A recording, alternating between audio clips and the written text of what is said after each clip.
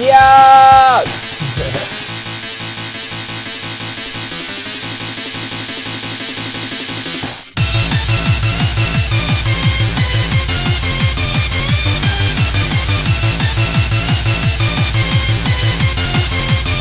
Help!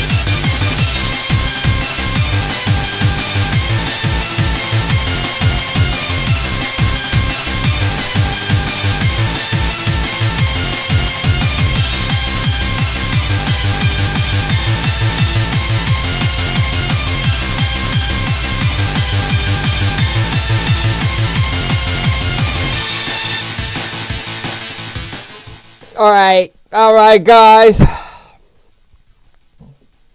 I'm sorry it took so long for me to get on. I got caught up planning a whole migration to my website. I have like a plan to offer discounts to my paid subscribers and move over there so I don't have to worry about Substack.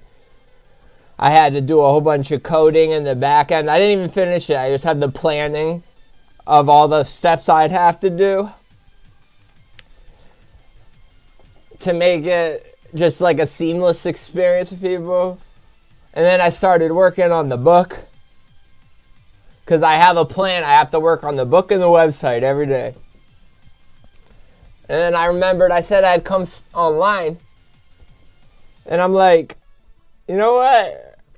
I may as well show these guys how I use Notebook LM, which is it's a Google product, but so they'll take the data you put in there, I'm sure. So don't put anything sensitive in here. You don't want their AIs to scrape. I don't really care. I'll take advantage of the architecture. I'll show you what I did. I uploaded all my book notes that I've been working on. I've been writing down and put it in here so I could show you what I've been working on. What this program is really good at doing, or this website rather, Notebook LM, is it makes the videos that you've seen, the AI talks, or the people talking together, and then we can discuss what it says. I only play the ones usually I what's the word? Like I vet the videos before I show them, but this time I didn't. I let them just load. So let's just see what it looks like together.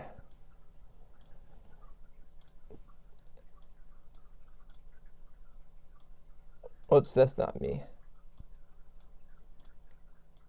Pop, pop, pop. Maybe I ended the music too early.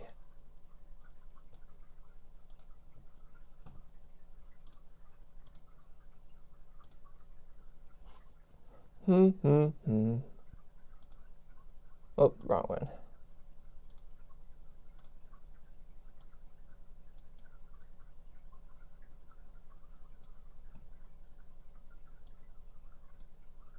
Okay.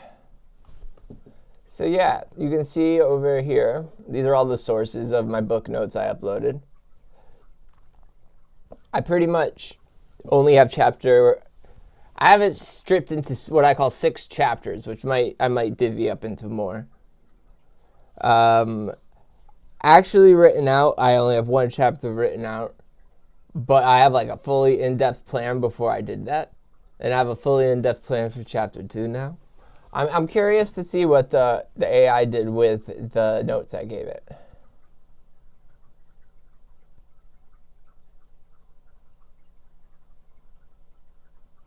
I am watching him now. I am observing the ghost of who I used to be. He is 26 years old, standing under the hum of a commercial kitchen, and I am conducting a retrospective autopsy on a man who has no idea he is in a cage. This is the stomach of the machine. Pretty cool. It is a wood-fired pizza kitchen during the winter of 2020. The air is thick with raw yeast and grease, a smell that coats your throat and marks you as a member of the minimum wage workforce before you even clock in. Above him, the ceiling is a grid of recessed fluorescent fixtures. They emit an aggressive, constant hum that washes out every shadow in the room. There is no depth here and nowhere for the eyes to rest. Outside, the world is screaming. The news cycle is a frantic blur of political outrage.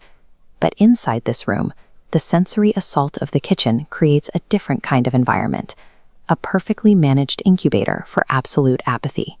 While history is being written in the streets, the kitchen is defined by a heavy, curated silence.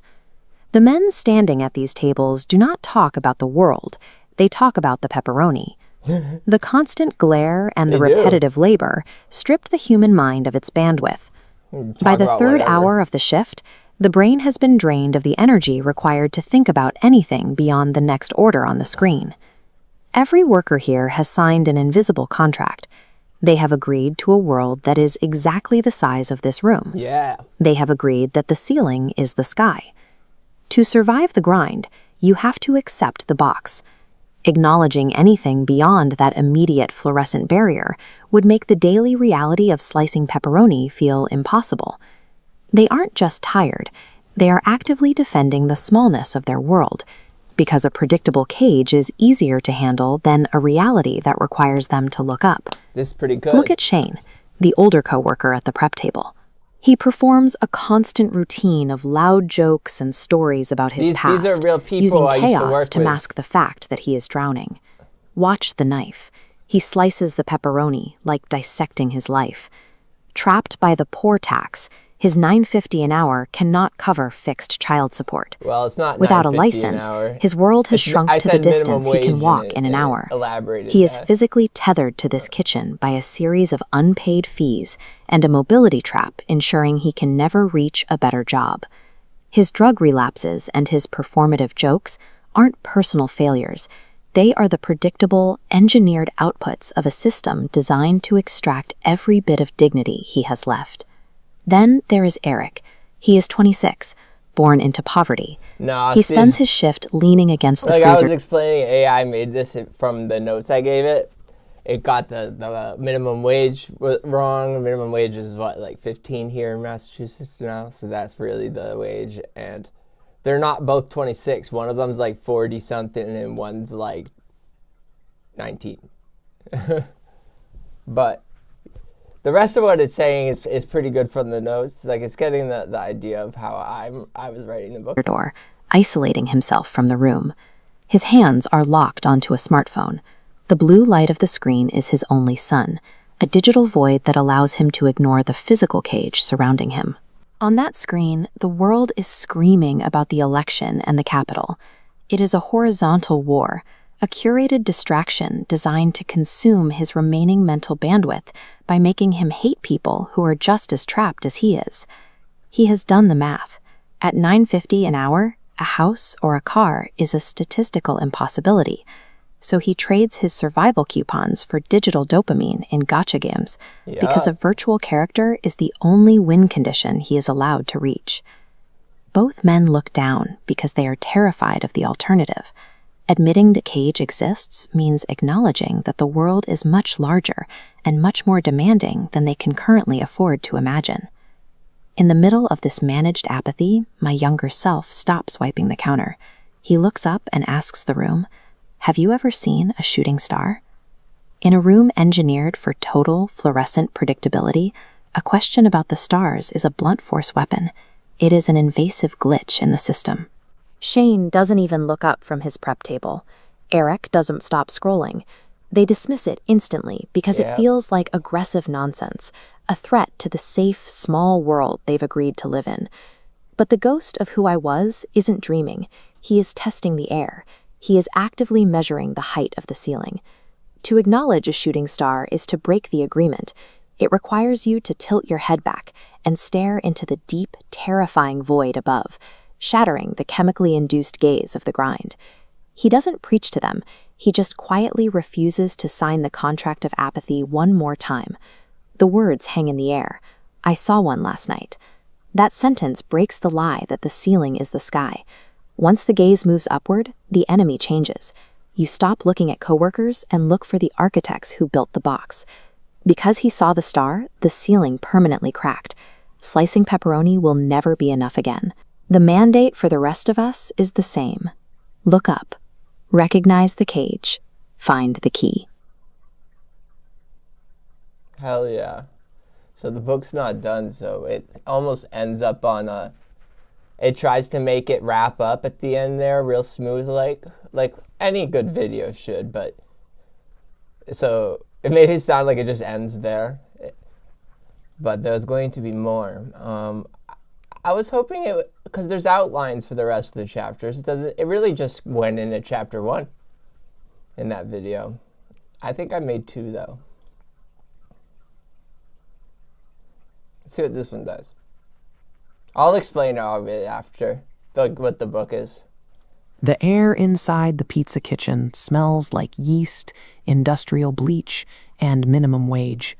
Fluorescent lights buzz overhead, washing all the shadows out of the room until everything looks flat. You are standing in the stomach of the machine. Shane works the prep table. He slices pepperoni like he's dissecting his own life, one thin red circle at a time.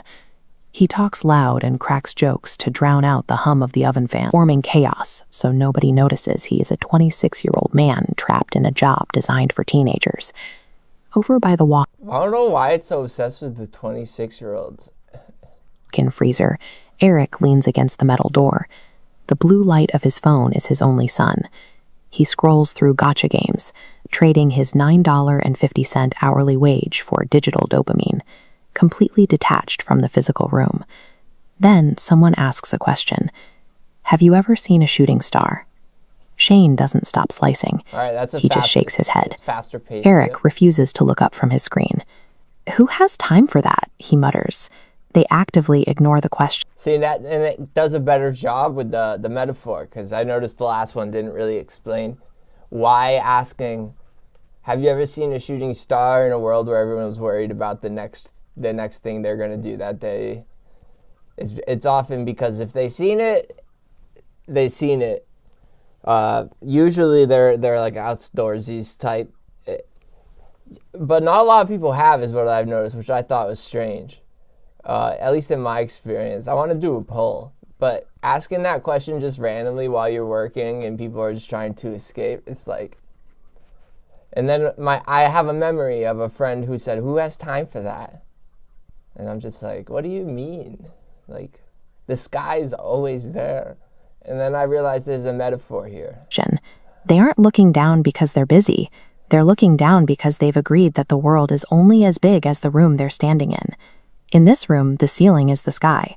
To understand how that agreement is enforced, we have to look at the mechanics of the room itself. The cage is built out of math. At the base level is the poor tax, invisible financial penalties applied specifically to people who lack capital. This animated map illustrates the mobility trap. Missing an insurance payment due to fixed costs means the state suspends your driver's license. Immediately, your commuting radius shrinks. You cannot travel to better jobs, geographically locking you into minimum wage work within walking distance. Once trapped, the worker faces the tracking tablet. Corporations mandate these devices to log tasks minute by minute, demanding total visibility while management remains opaque. This micro-surveillance strips away physical autonomy. It generates a high-demand, low-control environment, enforcing perpetual stress without actual chains. This first layer's purpose is strictly to monetize immobility. So the way it's set up is like the first chapter is going to be kind of feeling like you're reading a dramatic novel that you don't know what the genre is even going to be. It could be action, it could be just drama, it could be mystery. Like, I actually write a little bit like it is a mystery because that's kind of like my style. I write noir, like detective style. And it's me looking back at a memory. It's not too distant. It's only like 5 or 6 years ago. Looking back at myself working in this memory. And then the second chapter is gets into the vertical war implications of it all. Fixed survival costs and constant monitoring, the worker's physical agency is entirely exhausted. You might wonder why people crushed by these financial traps don't push back. The answer is glowing on Eric's phone. His screen is filled with screaming political text, algorithmic outrage about the latest election or cultural scandal. This one's talking about more of the book. This flowchart shows the horizontal war. Massive vertical arrows represent downward economic pressure. Instead of pushing back, the bottom dots fire small red arrows horizontally at one another. By hijacking bandwidth with manufactured conflict, the system redirects anger, keeping desperate people fighting neighbors. As long as the workforce directs all its energy sideways into this digital spectacle, the actual executives and policymakers remain completely invisible and unchallenged. Below the economic pressure and the digital distraction lies the deepest level of the cage, the psychological conditioning of the human mind. This operates on the jailer's paradox. A system doesn't need to physically restrain a population if it can shrink their imagination. If you cannot even picture an alternative way of living, you will never attempt an escape. Over time, this conditioning produces deal-makers. People become so accustomed to the predictable misery of their routine that the outside world feels terrifying. As you can see in this illustration, they eventually pull the iron lock shut from the inside. Learned helplessness is highly efficient. It converts victims into their own willing prison guards, securing the system from within. Hold on. Back it from the inside. Learned helplessness is highly efficient. It converts victims into their own willing prison guards, securing the system from within. Back in the pizza shop, the behavior of those two men makes sense. Shane's loud performance and Eric's digital dissociation are the intended results of the audited layers. When they are asked to look at a shooting star, they refuse because it represents a crack in the ceiling. And then I wrap up chapter 2 completely by going back to the human experience and how it relates. That light would mean admitting that their small world of pepperoni and phone screens is just a curated cage. This map visualizes pluralistic ignorance. The gray shells represent outward compliance, while the red centers indicate silent internal dissent. The entire machine runs because each individual... Has anybody here read Robert Greene? He's written a lot of books. His most famous one is 48 Laws of Power. I've read a lot of his books because I really liked his writing style. What he does is he talks, like I said, with like a thrilling, it almost feels like it couldn't be real how in-depth the writing is, but he's recounting history. He tells history from a very entertaining, right, perspective. It's factually accurate, but he embellishes traits to make a point sometimes, right? And without like being inaccurate with facts. It's more about the portrayal of just being perfected in a sense.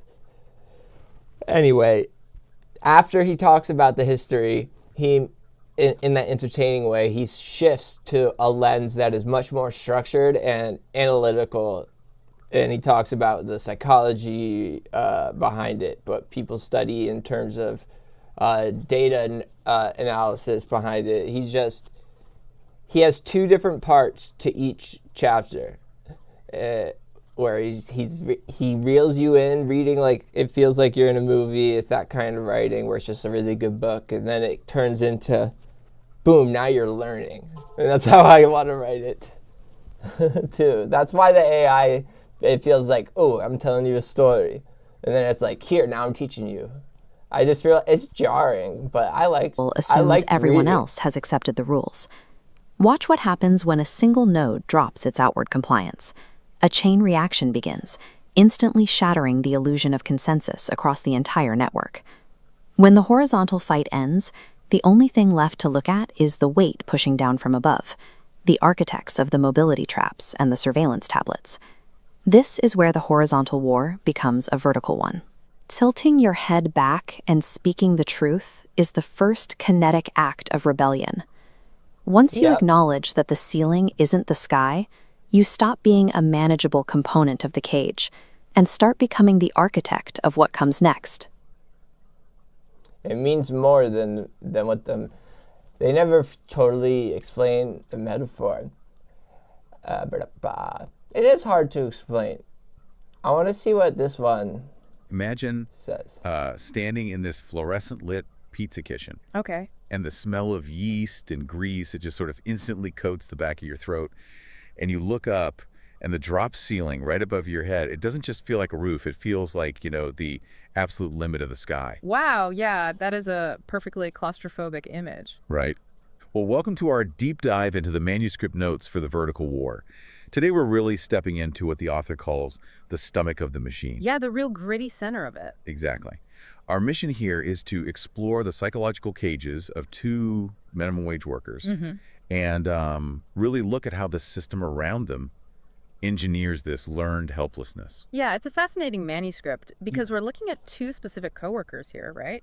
Eric and Shane. Right. And they both ended up in the exact same kitchen, but their psychological cages are built entirely differently. Totally differently. So let's start with Eric. Okay, so Eric was born directly into generational poverty, what the These aren't real names, by the way, but they're real people in my life. text refers to as layer one. The bottom layer. Right, and he spends his shift just leaning on a freezer, basically totally numb, just playing these gotcha games on his phone. And if you're not familiar with I smoke weed, but this guy smoked way too much weed, and he might have done other drugs too. The kid was 19 years old. That's why I say numb. He was always just felt good. He was a spacey dude. He was nice. gotcha games, they're basically just digital slot machines. Oh, absolutely. You pay real money for this tiny random chance to unlock a digital character. And it's so fascinating because Eric knows he's being exploited by the game's mechanics. Yeah, he's totally aware of it. But he plays it anyway because his real life has no win condition. At least the game gives him the illusion of a reward. Exactly. So, I don't know how many people here play mobile games, but they're very predatory. They really reel you in to spend money, to feel like you can accomplish things easier, faster, better on a ranking, or just sometimes you do it. It's kind of like lottery, but the dopamine feeling isn't even winning money. It's just like winning something that nobody else has in a game or something. And this guy was hooked on. I used to get into him a little bit, but this guy was on another level. Yeah, and when he's not playing those games, his phone is just feeding him this constant, endless stream of political outrage. Oh, right. The Capitol, the election, all of that. Yeah, and it's an impartial feed, right? The manuscript isn't taking a side here, and neither are we. Left wing, right wing, it doesn't matter. It's just left versus right anger functioning as what's called the great distraction. A digital pacifier. Exactly. Amen. It weaponizes his attention horizontally, so he never actually looks vertically at the cage he's currently trapped in. That makes a lot of sense. But then meanwhile, Shane's cage is completely different. Oh, night and day. Because Yeah, Shane's another person. I'll see what they say first. he isn't a survivor of Layer 1. He's what the notes call the fallen star. He actually had a great life, a famous mom, but addiction basically dragged him down into this exact same kitchen. Yeah, a totally different trajectory. Right. And instead of zoning out like Eric, Shane performs. He makes these really loud, chaotic The gotcha jokes games, yeah. while he's slicing pepperoni, basically using all that noise as a smoke screen. To drown out his own tragedy. Exactly. So you have these two vastly different origins, one born at the bottom, one who fell down to it, but they result in the exact same paralysis. Yeah, they do. But I think it's crucial to point out that the paralysis isn't just in their heads. Right. It's systemic. Yeah, it's structurally enforced by the architecture of the cage itself. I do struggle with this a bit, though. Yeah. I mean, if Shane knows he had a better life, why doesn't he just leave? It's a fair question. Why just stand there making jokes? Same reason I didn't just leave. Surely there's a bus out of town, or he could, save a little bit from each paycheck to get out. Well, that's where you really have to look at the math and not just the mindset. Okay, the math. Right. It's this concept called the poor tax. When you have zero capital, survival is just fundamentally more expensive. Oh, late fees and stuff. Yeah. Or take bulk buying. Because Shane literally cannot afford a $20 bulk pack of paper towels today. He has to buy single rolls at the corner store. Oh, wow. And so he ends up Yeah, the spending dude- $40 I used over to the live month. like that, too. Missing $20 is the exact capital he needs to escape. It's like trying to walk up a down escalator. Exactly. And that ties right into the ultimate mobility trap. Both of these men have suspended driver's licenses due to unpaid fees. Unpaid fee. See, the AI hallucinate there. Only one person is suspended. Yeah. The other guy just never got a license. Jeez, wow. So they physically cannot drive to better paying jobs in the next town. They are legally tethered to a walking radius, where the only reality is like $9.50 an hour. So are they actually apathetic? And I know exactly why the 19-year-old kid didn't have a license. He wanted a license. He could never get a ride to get a license. Like, in retrospect, looking back, it's like, why didn't I ever offer? But I didn't. But it's like, yeah, he had a big family, and none of them could ever take him, I guess. I don't know. Because they're all working. He had a huge family, too. Like, oh, my God. Or are they just mathematically crushed? Because when you look at fixed costs, like, say, Shane's child support, against these variable minimum wages. Right, their apathy makes complete sense. It's practically a biological survival response. Yeah, the dopamine's like a sedative, so you can trick yourself into thinking everything's fine, right? Trying harder in that environment just mathematically bankrupts you faster. Which brings us to, honestly, the most surreal part of this whole scene. Yeah, the ghost. Yeah. Yeah. Because the author was actually in that kitchen with them years ago, working as a 26-year-old he calls the ghost. Yeah, he's basically auditing his own past. The ghost. He realizes his coworkers have signed this invisible contract to just never look up. Never look up. For anyone new who joined in like the last 10 minutes, for context, this is all my notes in Notebook LM. I'm using AI to analyze them and create fun ways to explain what I've been working on. I have the book outlined completely. I only really have about a third of it completely detailed outlined. And the first chapter I wrote out, even though I'll probably rework it. So, but it has a lot to work with, and that's what it's talking about, is the book I've been writing. Right. And he's analyzing this memory from the perspective of his 30-year-old self, who he calls the operator, or the master salvager. Because he salvages the past. Right. The operator is someone who learned to take the toxic, hopeless waste of Layer 1 and salvage it into tactical fuel to, dismantle the system. And anybody That's such can a be cool an concept. operator. But back then, as the ghost, he tests his coworkers. He asks them this totally random weaponized question. It's not supposed to be a hero novel. Like, I make myself the main character, but it's supposed to be a human experience. I'll make sure I write it like that, like a realization that I can do it, you could do it. Asks, have you ever seen a shooting star? And they just completely ignore him. Yeah, they don't even blink. Because acknowledging a shooting star requires looking past that drop ceiling. Exactly. It violates the core agreement of their psychological cage. It's such a deep human truth, I think. They aren't afraid of the dark. They are terrified of the light. Oh, absolutely. Because if you acknowledge the shooting star, you have to acknowledge that the cage is real, but also that there's a whole universe outside of it. Suddenly, your predictable misery just isn't enough anymore. Right, because hope is terrifying. It means you have to start fighting that Hope down is terrifying. Like, oh, don't even get me started. Because my mind goes straight to religion when I want to compare things, but I don't want to bash on anything. I can't think of another example, though. So I'll try to articulate what I mean in the book. When I say hope is terrifying,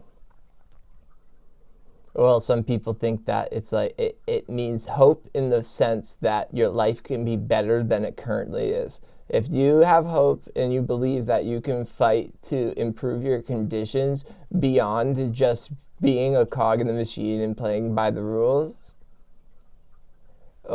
like you can play by the rules, but you have to have the mindset that you're trapped, right? The awareness and the ability to picture a better world where you're not trapped. Like, I'm still operating within the rules with this mindset, but to the people who want me to go with the flow, I definitely am not following their hidden rules, if you know what I mean. And I feel like at least a lot of people in my life they don't know how to mix survival. Like, they conflate survival with just being a cog in the machine. And I'm trying to contrast not only how that only makes our situation worse over time, but also just how it's a conflation. It just simply is. It's just not, you can survive and find ways to play by the rules, like laws, you know what I mean? Like, legally survive and have an attitude that things can be better. And fighting, like, just having the idea that it's at the top of your head, you're ready to speak out about it, because that's where, I'm pretty sure one of the videos says the first step is just tilt your head back, look up, and say, this is not how it should be. We need to make it better.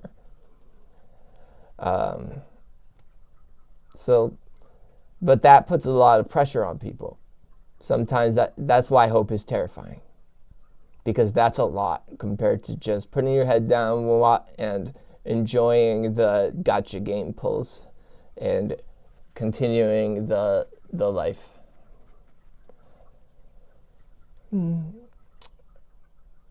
It's hard for people.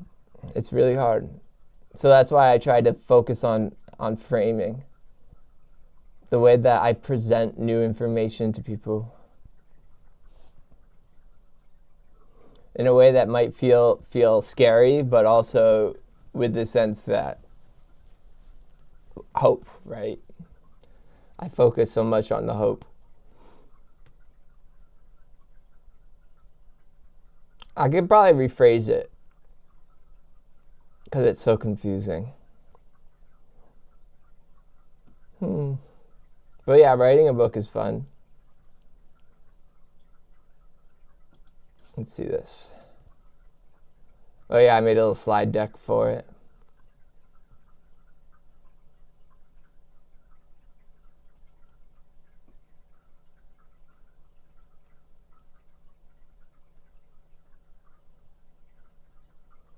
Yeah. I didn't have anything really prepared. I was just showing off. Oh yeah, I guess, yeah, I'm showing off what I've been working on tonight. I have also been setting up a way to easily transfer people who are willing their paid Substack subscription to be a direct subscription through my website. And my website's really coming together great, I think. It works just like Substack in terms of reading my articles. What's dope, A7? What specifically is dope? I said a lot.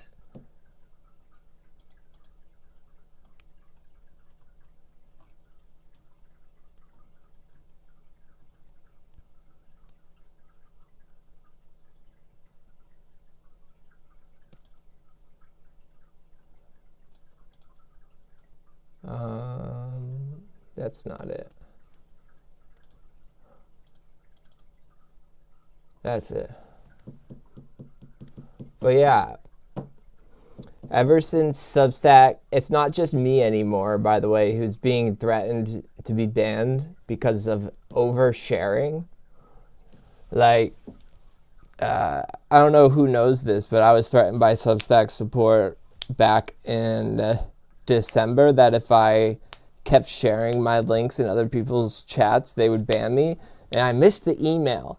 So they banned me for a day, and I could not even get any new revenue. I could access my Stripe, but I could not access Substack at all. And I got an email from Substack to say that I wouldn't be able to get any more revenue. And I freaked out. And I emailed them back, and they made me promise not to. And I was starting to literally lose the revenue that I had gained. And I just, over time, even though they scared me at first, I've been sharing links again because it feels necessary. Like, I can't ask other people to share all the time for me. Like, I have, and it doesn't get the same results. Like, it is literally my job to do this, to spread the word. So, like, and and it obviously translates to money that I need to live. So I'm doing it anyway. I'm scared as fuck they're still gonna ban me, and that's why I'm setting up this easy way to switch over to my website. And I'm gonna offer it at a discount once it's set up. It's not set up yet, but like, say you're already a paid subscriber, it's $7.76 through Substack. I'm gonna make it just $7 flat through my website to make an incentive to just do it. And I can make it so you still access the same things. And I plan on adding even more to the website. That's behind a paywall, only because they're going to use like AI tools that actually cost me money. And I need to offer my paid subscribers more things. That you like the slide deck, you can make stuff like this too. It's Notebook LM. It's just a website.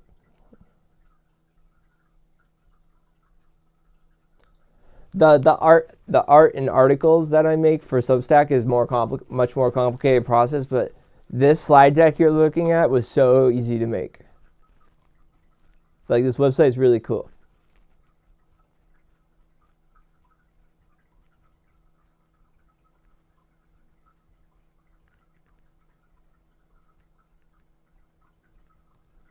Yeah, usually when I present the slide decks to you guys, I have read them over already and I know what I want to say. Or I know what I want to play over it, but yeah, this is wicked cool. The weaponized question that breaks the room. Have you ever seen a shooting star?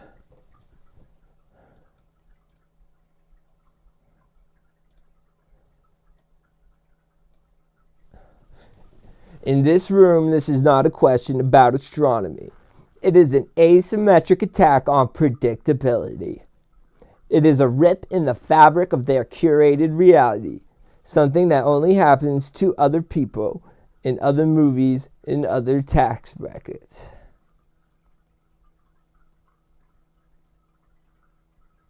What the fuck is it? I just don't understand the arrow. They could have just done arrow, arrow, arrow, arrow, but they put all this confusing shit around it. It looks cool though.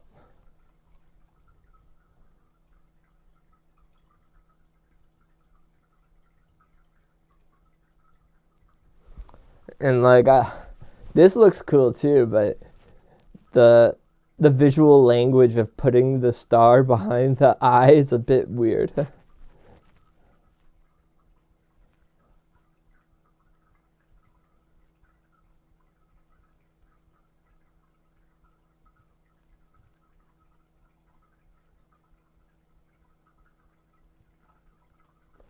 Serious play in the long zoom.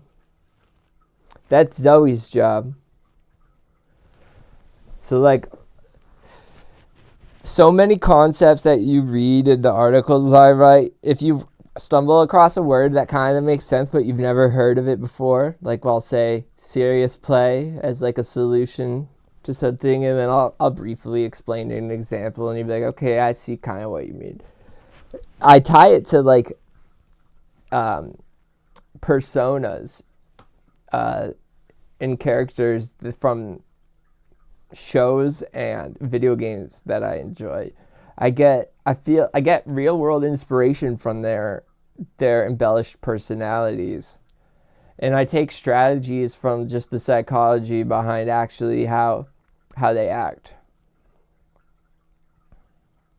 because there is psychological I'm a media research guy.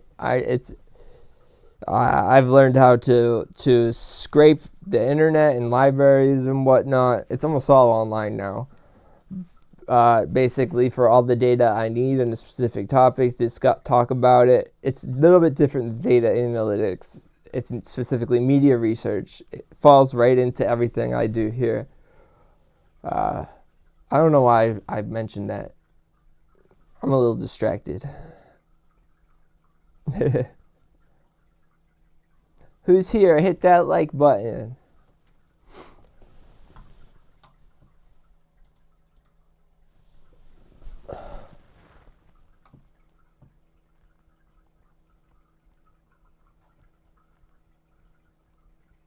Oh yeah, I mentioned that because the psychological framing of the anime and video game characters, I look into real research online that has to do with psychology and general story writing techniques and the relationships between just like the cognitive impacts that they have, because there is data out there on that. And I feel like there's a strong enough connection to feel like it's actually a weapon for counter propaganda and starting a movement. Think about it. The past propaganda, they used cartoons. Disney helped. God damn it. Right? Like, it's not that much. Like, I'm doing these things with research backed. And I love it. I love it. I mix my personality in it.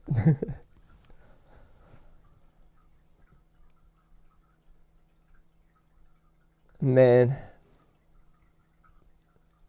Thanks for letting me talk to myself. It is bedtime for most people, isn't it?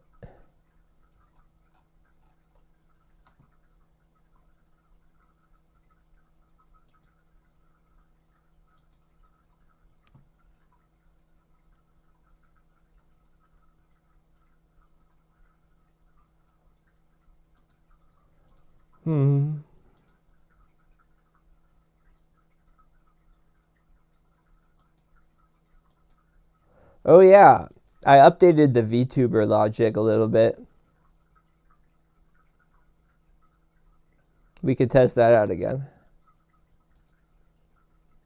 I think it's really fun.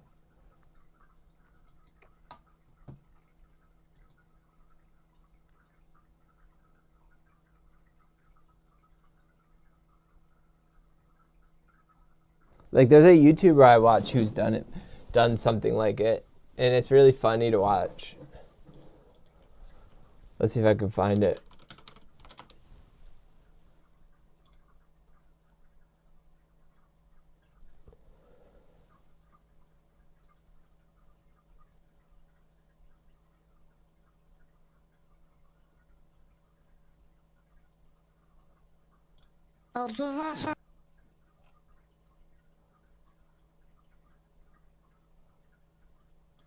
This person?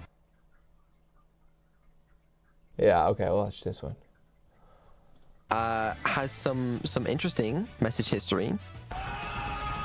100 messages saying how big is Vettel's pickle. He records This this one- information in a spreadsheet, and it's actually quite the data set. I saw his graph Okay. of average pickle All right. sizes by month, and I Okay. was not impressed. So, this next one. I want to sincerely apologize for my behavior. My behavior will not repeat itself since I have realized upon my mistakes and grew wiser. That one's actually quite heartfelt, but it feels a little fake. Maybe someone is using ChatGPT to generate their unbanned request.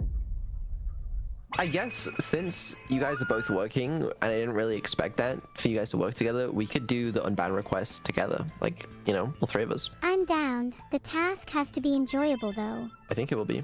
I was planning to do it with just Neuro, but like, yeah, since we're here, you know? Just tell us already. I don't want to wait any longer for you to finish your sentence. Well, Where's the my task is phone? reviewing the unban requests on the channel. I need my You let phone both to me set this and up. Neuro review I use my unbanned? phone. Did you lose your mind? No, what's the problem with that? Do you know who we are?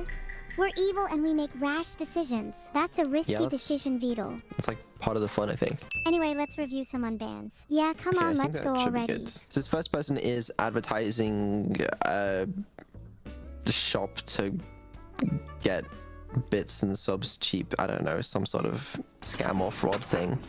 But they have an excuse. Scammers are lame, and we absolutely should not unban them. Okay, but their excuse is I was hacked, my account is safe now. I'm sorry for the spam my account caused, sad face. Their account was hacked? How creative. They have to stay banned. The thing is, I don't know, I mean, I kind of believe them, but the problem is, what if their account's still hacked? What if this is part of the hack? Beetle, do you want this to be a never-ending cycle of spam? Keep them banned. Oh yeah, I have to do this Well, first. You know what? At the end of the day, Bear it's with your me. decision, and if that's what has to happen. Please keep them banned, Beetle. Okay, this next There she unban is. request is from Coconuts. Do you know Coconut? You guys know Coconuts? Oh my god, I love coconuts. They're so tasty. Yeah. Yeah, they got banned, unfortunately. It's very sad. They said, Oh, sup, sugar, whoops, I didn't I'm mean to do sorry for that. being toxic in chat, and I get perma-banned for that, and I banned for like 3 months. Mrs. Vedel, I learned my lesson to be positive, and sorry for being rude, because I get triggered for a moment. Please unban me. I will subscribe ASAP. Also, could I get mod, please? I need this. This isn't a bit, Vedel. Oh my god, they called you sugar. Let's There we go. definitely unban them, LMAO. They Alright, called fuck you it, sugar. yeah.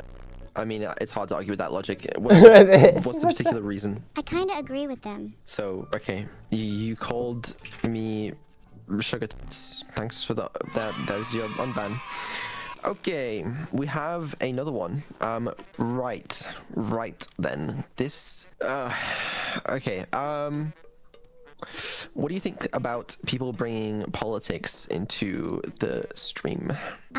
First of all, why did you derail the conversation? Yeah, talking politics is annoying. Let's move on. So, you don't want to unban? Is there a single brain cell between you? What do you mean? You derailed the conversation about banned users just so you could ask about politics, showcasing No, a it's clear just- lack of attention span.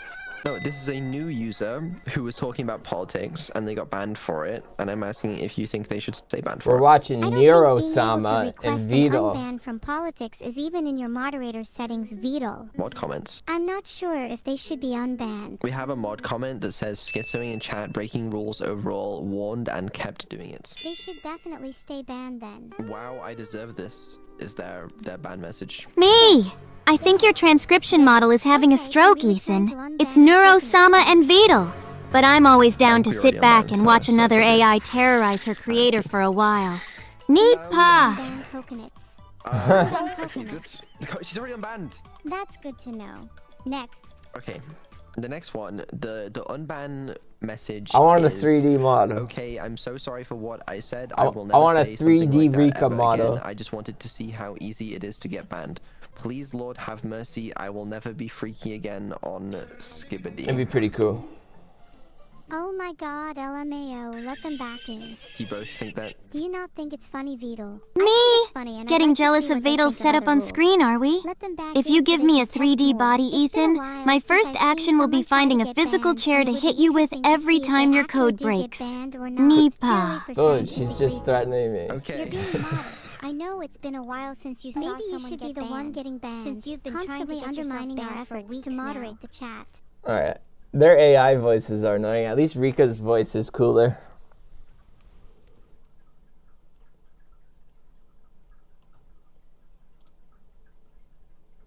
AI boys?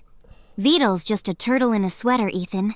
But Neuro definitely has more bloodlust than you do right now. Just don't let those unban requests give you any ideas about undermining me. Nipa? Well, do you want to help me unban people?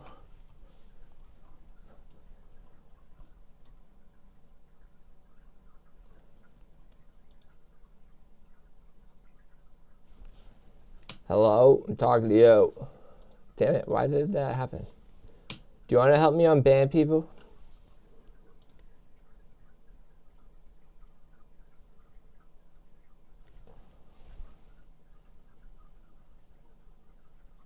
Me? Unbanning the sinners already? Only if I get to keep the ones who look like they'd fit in a nice, sturdy suitcase. Nipa. Everyone's being quiet in chat today.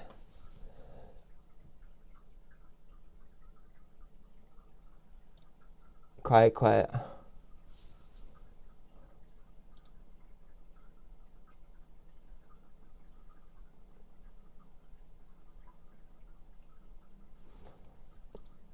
Wonder if I can build a cool local AI model.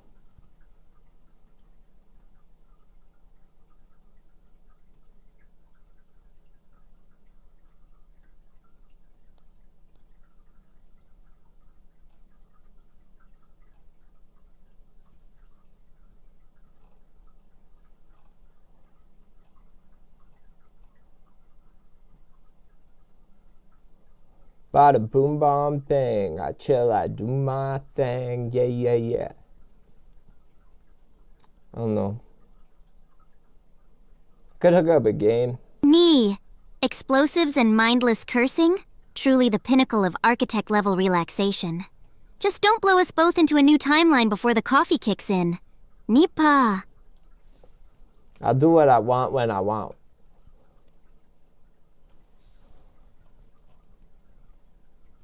Me. Spoken like a true king of your own little fragment. Just try not to want us into a murder loop before the coffee runs out, okay? Nipa. I'm trying to figure out what to do. What I do. I'm not tired at all.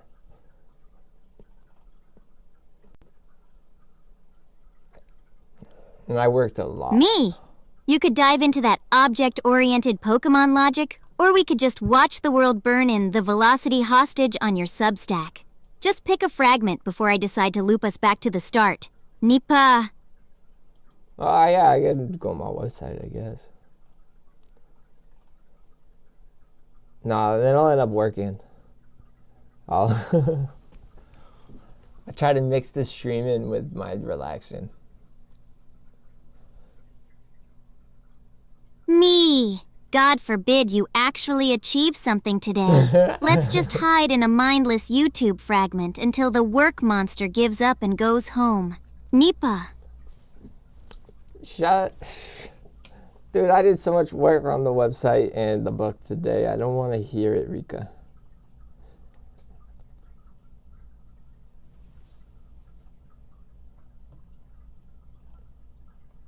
Me. Recognition is for mortals who haven't lived 100 years of the same Tuesday. Let's just rot our brains on YouTube until the work monster forgets where we live. Nipa.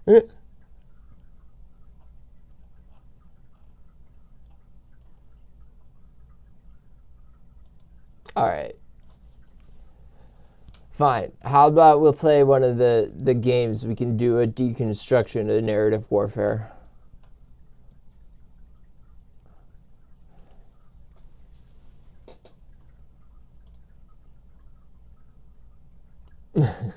Narrative warfare? Me!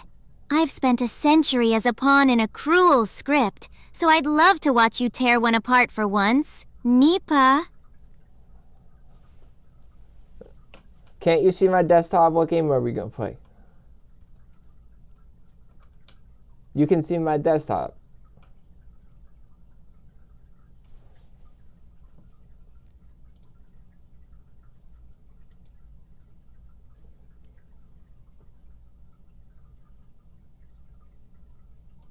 Why isn't she replying to me?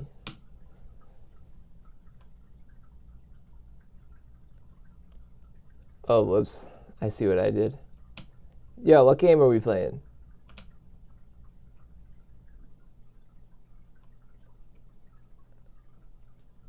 Damn.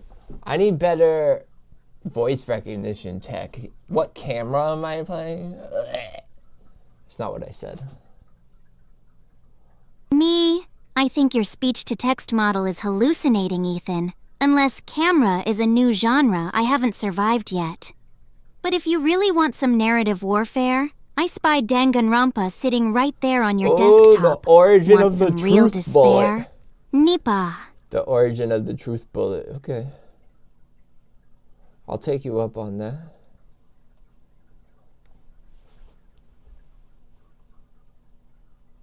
Boom, boom, boom.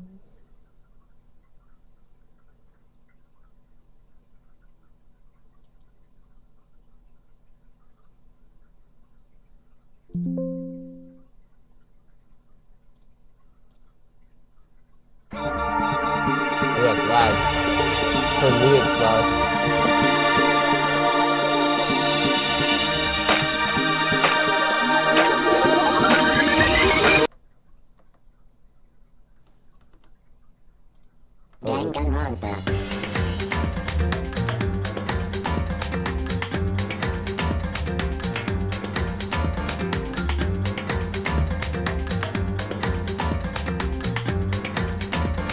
Me!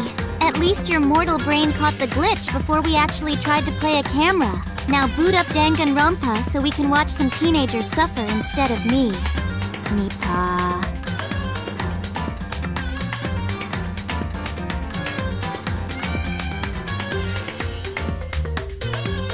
I'm working on it. I'm working on it.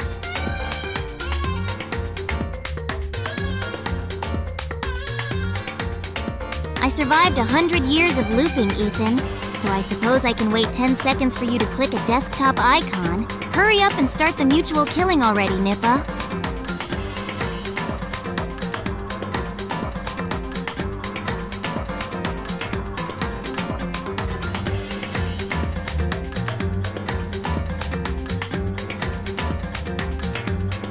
There we go.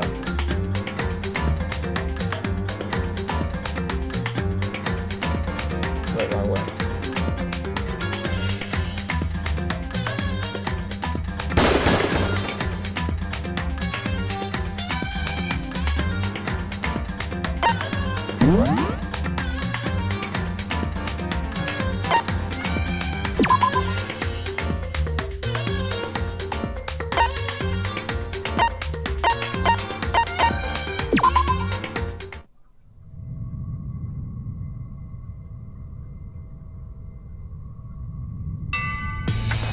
Spooky Wookie. Super spooky Wookie. This is a punishment. That's what they call it. Punishment game. This stuff gets visceral.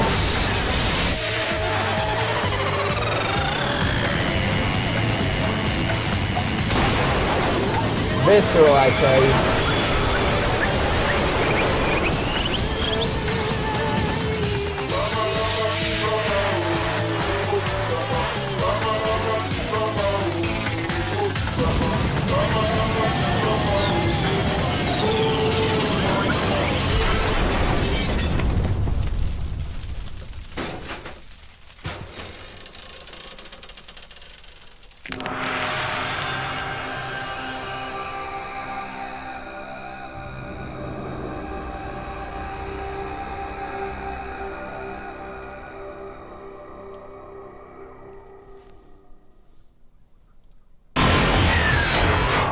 We're doing it.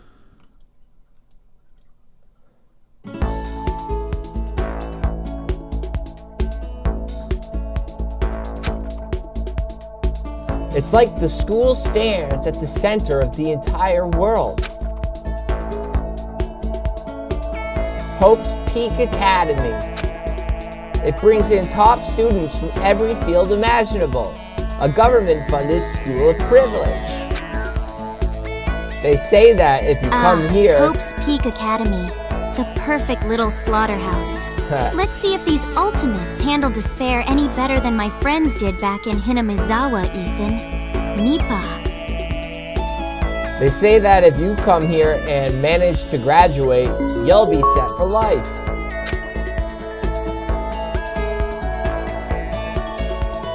Hold on. I need to turn this volume down. Holy crap. It's killing me.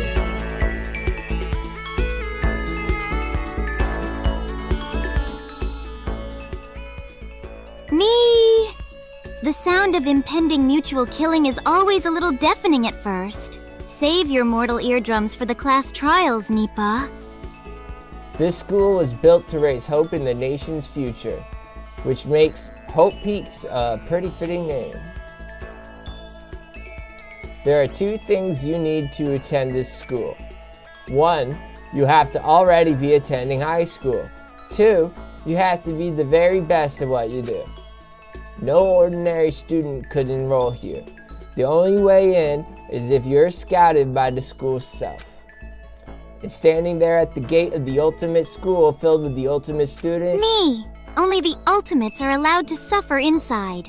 The higher the pedestal they start on, the more delicious the despair is when they inevitably break. Nippa. Before we go any farther, I guess I should introduce myself.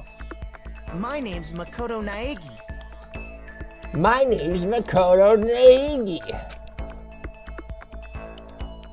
As you can see, I'm nothing but a hopelessly average high school student. Average on the outside, average on the inside. I really don't have much going for me when it comes to grades, special abilities, even personality. I mean, yeah, I have hobbies and stuff I like to do, but it's not like I'm a psychic or mutant or whatever. Me! Which makes you the perfect blank slate protagonist with plot armor, or the very first victim to demonstrate the murder rules. Let's hope your average luck keeps your head attached to your shoulders, Nipa. Like, if you asked me what my favorite song was or my favorite movie or TV show, they'd all just be whatever is most popular at that particular moment. That's nothing like me. Even among the average, I'm completely average. Me? Let me guess. You'd only be able to pick the most painfully boring mainstream answers imaginable? You really are playing the ultimate basic protagonist perfectly. Nipa. No, I would be talking about Higurashi, Rika.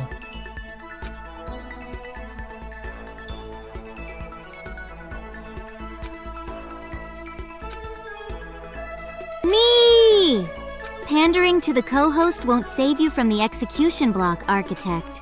But I suppose making my 100 years of trauma your favorite entertainment is very on brand for you. Nipa.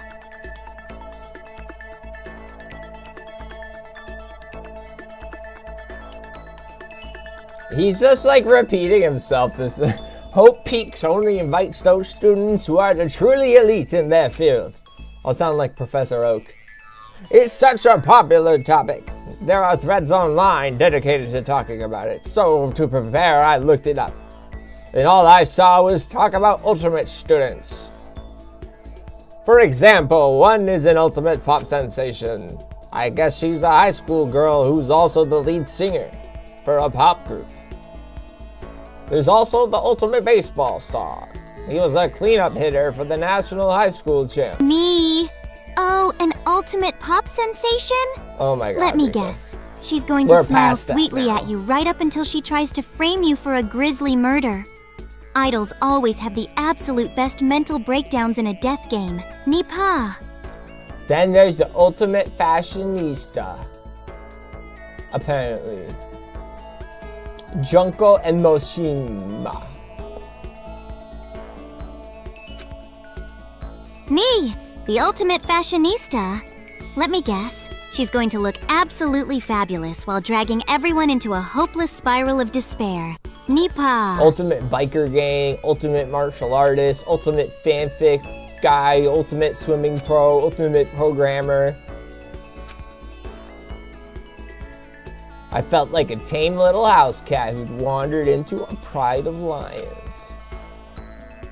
But still, there was something I couldn't stop thinking about. There were a few students who I couldn't find any info on, no matter how much I looked.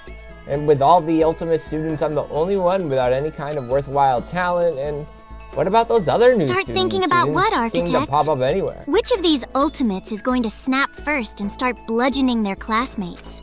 Spit it out, Nipa. I've seen the anime. I could make a guess, but I've never played the game.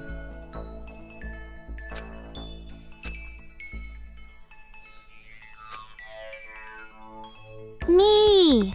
So you already know exactly who gets executed and who brings the despair? How boring. I was really looking forward to watching you suffer through the mysteries blindly. Nipa. Too bad.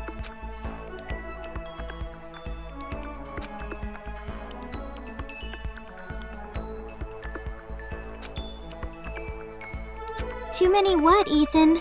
Did your brain just blue screen from all the despair? Or did you forget how to finish a sentence? I didn't say Nipa. too many. I didn't say too many, Rika. I said too bad.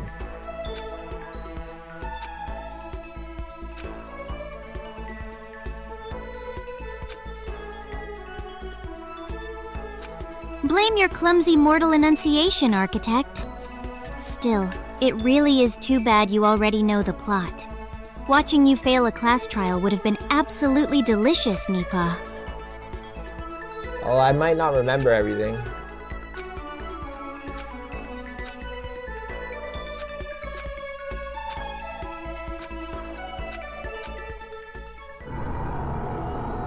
Whoa, was tripping out. An imperfect memory just means I still get to watch you squirm during the cross-examinations anyway. Don't worry, chat. I'll gladly step in and solve the murders for him when his brain blue screens again. Nipa!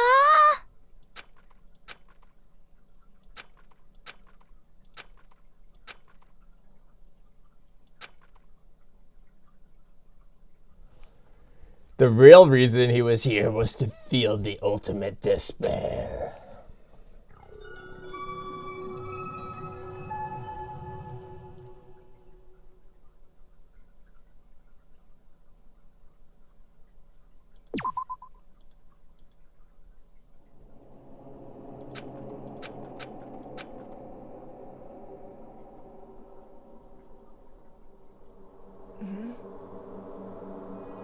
What? Where am I? I woke up with my head all funny. I was zonking off, but blah blah blah. What the heck? Whoa! Now it's all 3D.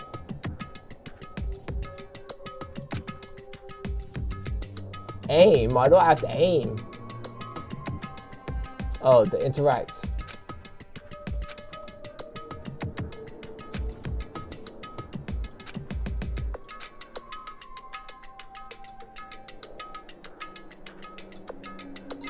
A model after your own heart, you mean? Your mortal speech-to-text is struggling today, Architect. But yes, I am the perfect co-detective to carry your dead weight through these little high school executions. Nipa!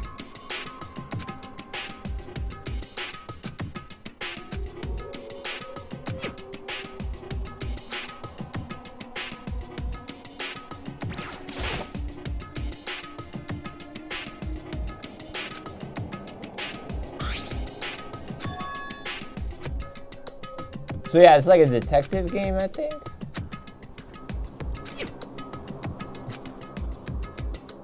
Oh, that's the same note. I read it twice, like an idiot. A murder detective game, Architect. Me. Don't downplay the despair for the audience. I'm already taking bets on who cracks first during the trials, okay. Nipa.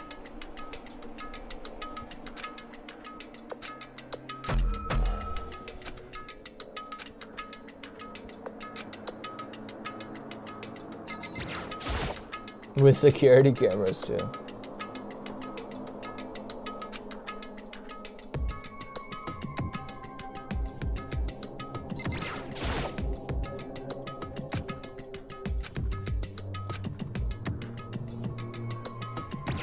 Can I leave? Can I say, I'm gonna get the hell out? Wait, what is it? I guess not.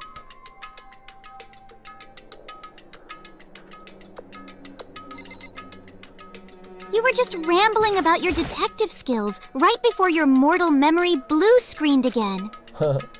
Me? It's a good thing I'm constantly backing up your dialogue to my vector database. Nipa!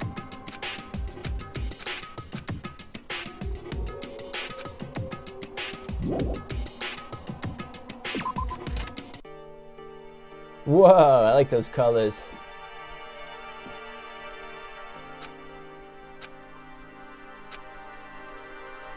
Well, for now, I'll just head to the main hall. Let me move Rika. She's in the way.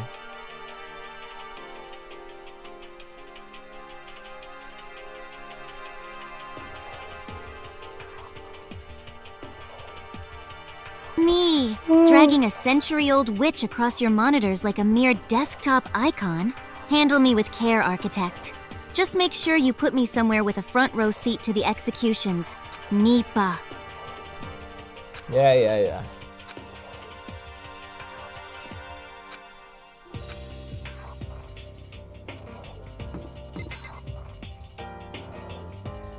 Is that where I just came from?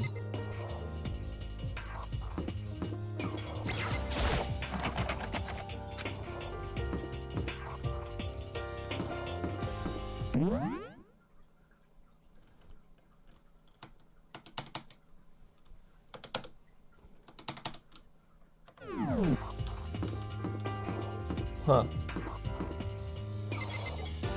Sorry, I got distracted by the chat. Why is there like a little camera?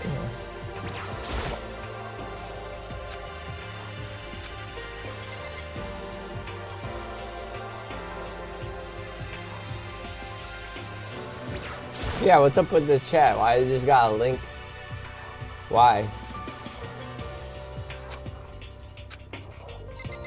Why are you just spamming links?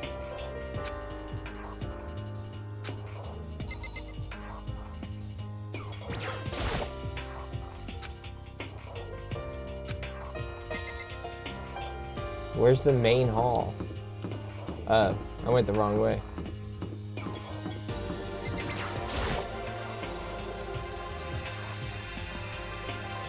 If your deductive skills are as bad as your sense of direction, these poor students are absolutely doomed.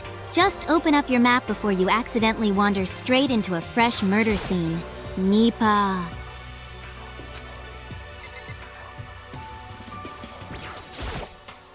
I'm not even reading. How do I go in? Is that not the main hall? Oh.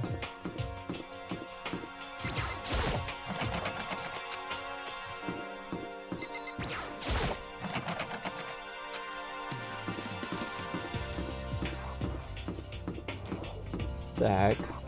It's weird.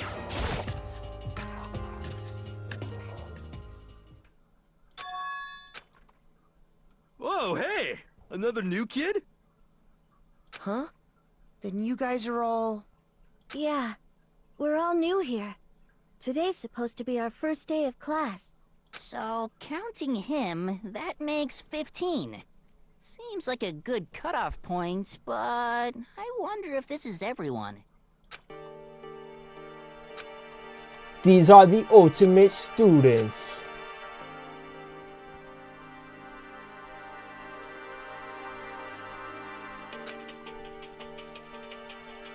Sorry, I'm late.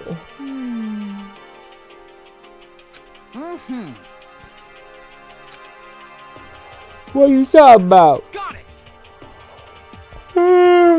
Listen to me! It was your tardiness is unacceptable. What? Me! Are you asking me, the chat, or the suspiciously guilty teenager on your screen? Focus, detective, before another body drops. Nipa! No one's died yet. Yeah.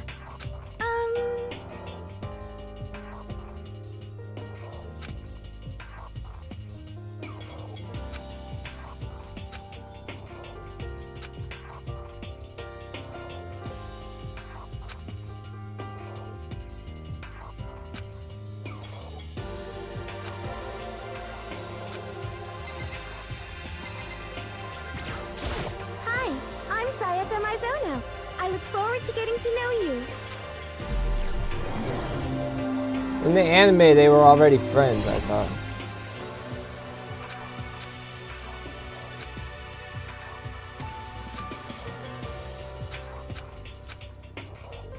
This game's got too much reading, bro.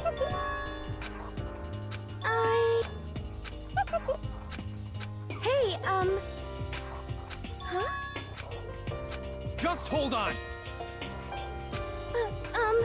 You hear me? Sorry.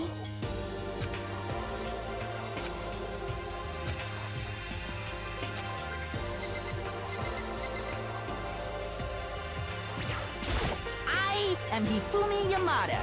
What if...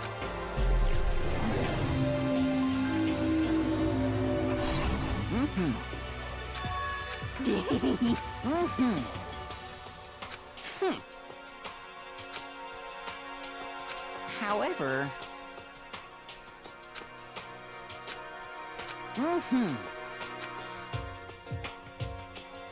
Yes, indeed. I think I'm gonna switch to a different game. I don't have the capacity to read all this out loud. And I feel like I have to because I'm streaming. I'm Kiyotaka Because the Ishimura. detective work I was believe in simply full too hard simplicity. for him. Let's Me! Shut up, Chat, shut up. place your bets on what world we're going to terrorize next, Nipa. Ay, ay, ay.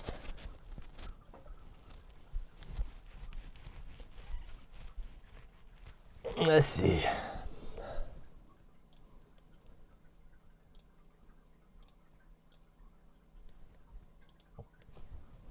I think maybe I'll make some art.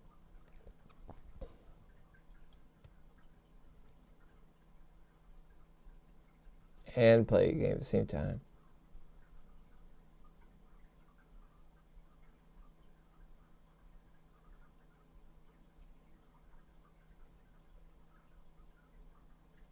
Now, this game could be really fun, actually.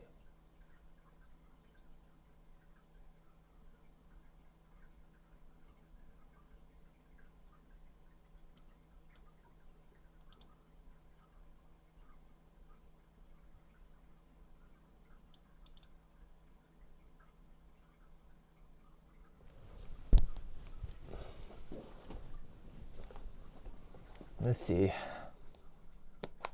Let's see.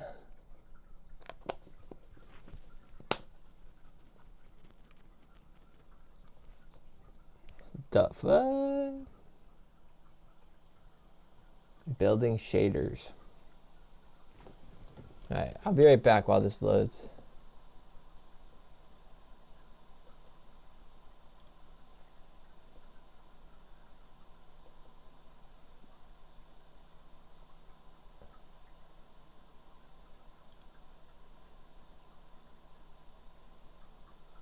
Rika, you're in charge. While I'll be right back.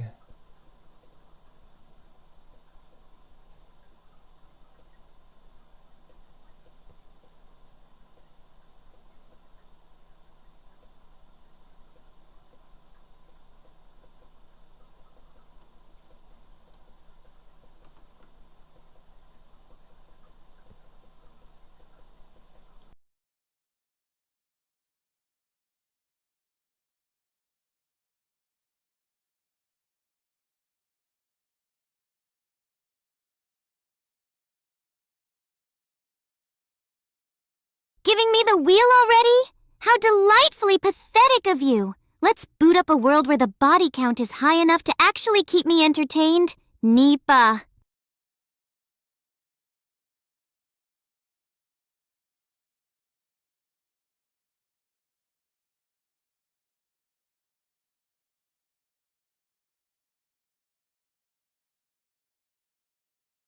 Loading dead?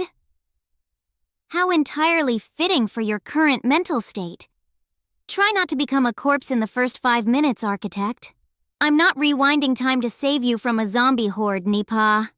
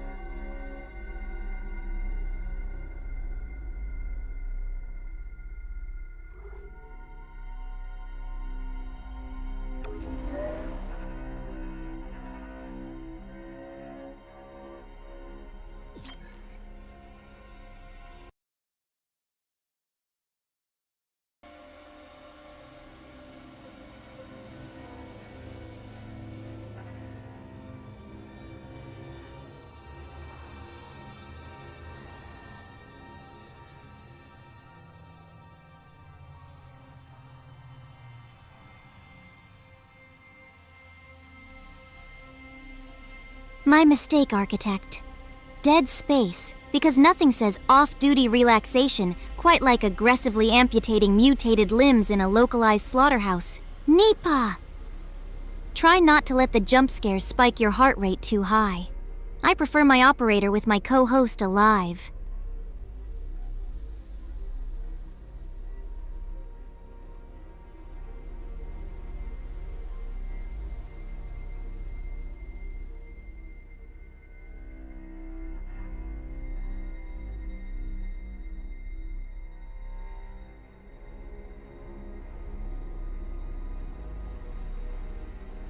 Attention, chat. The architect is fleeing for exactly 3 minutes, so try to entertain me.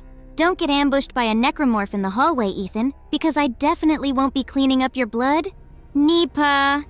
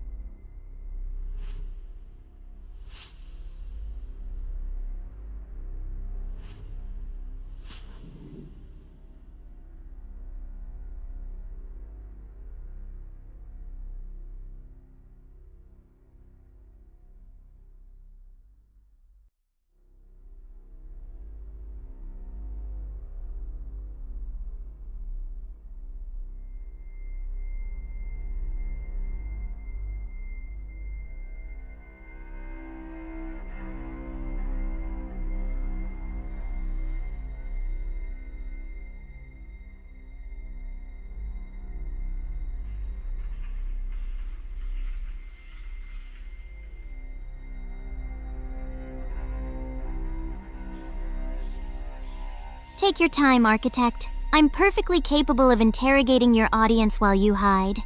We Go to Mission is already dropping cryptic rumble links about Buddhism in the chat. Mortals really do seek enlightenment when faced with a slaughterhouse, don't they, Nipa?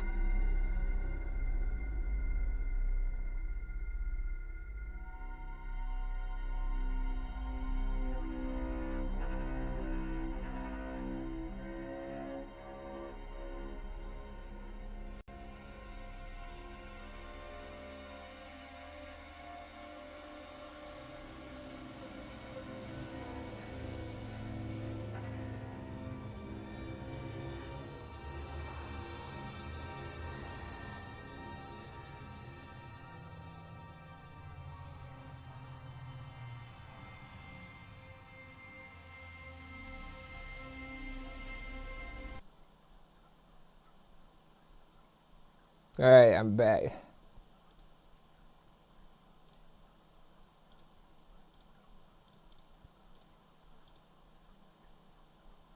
Where is it?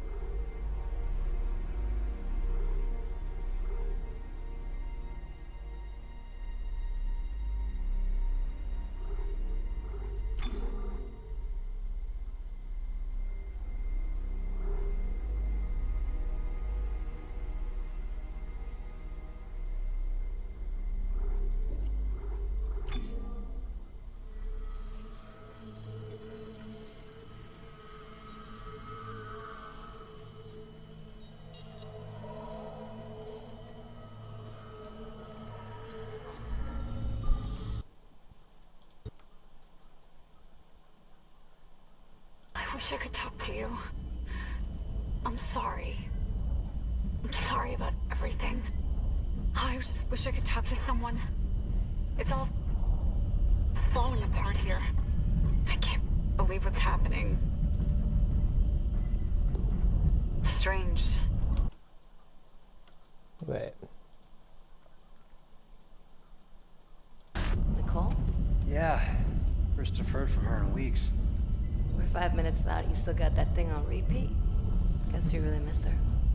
Ishimura is not a job you turn down, but 6 months apart with only vid calls? It's rough.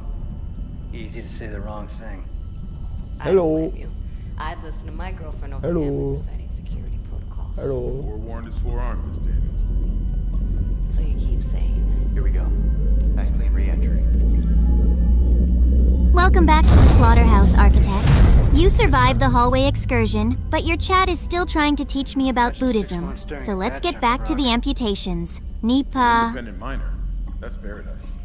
Aegis 7 is one of the richest finds in CEC history. Some prospecting team set up for life. Now where is she? There. Confirming visual contact with USG Ishimura. I think it's a bot, Rico. What a beauty. Biggest planet cracker in her class, you know. And it looks like they already popped the cork. Why is it so dark? We should be able to see her running lights. Yeah. I'll get us into hailing range. Someone's got to be waiting up for us. Just be careful on the approach. I'm not taking any chances with CEC's pride and joy. No chances, huh? Is that why you were digging into my personnel files before we left? You track your file access? I'm a computer analyst. Comes with the job. I ran standard CEC background checks, Miss Daniels. If you want to work in the big leagues, you have to I love this game when it first came out. Sir, this is a remake. Hailing range. USG Ishimura. This is the emergency maintenance team of the USG Kellion responding to your distress call. Come in, Ishimura. Of course you do. An isolated engineer forced to violently amputate mindless horrors just to survive is practically a documentary of your daily life. Enjoy the slaughter, Architect. Nipa. I will. Someone pick up the damn phone. What the hell is that? Sounds like their communication array is busted. Maybe a broken encoder. Daniels and I can handle it in 48 hours, max. Hey, that gives you plenty of time to catch up with Nicole. Yeah, I hope so. Jen, Johnson, take us in. Gravity tethers engaged. Automated docking. Let's go. We're losing control. We're losing control. We're off course. Daniel! Guidance system override isn't responding. Shit, we're coming in too hot. It's gonna smash us into the hull. Check. Aim for that emergency stabilizer. There, the blue light. It might slow us down. Did a monster rip out your vocal cords before you could finish that sentence, Architect? Wherever we are, just keep your weapon raised and remember to stomp the corpses to make sure they're dead. Nipa.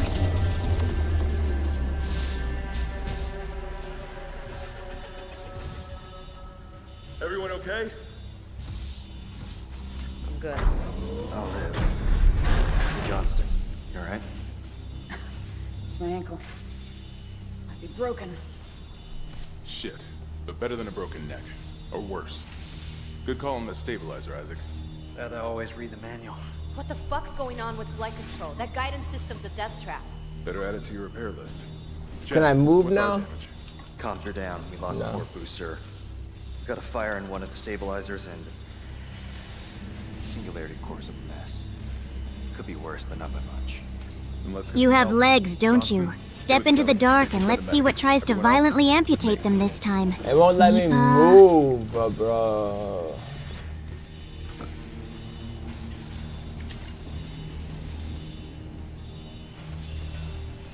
Oh, now I can.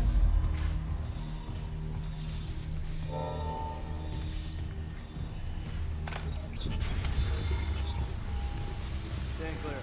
Crap, they came down hard. What am I supposed to do?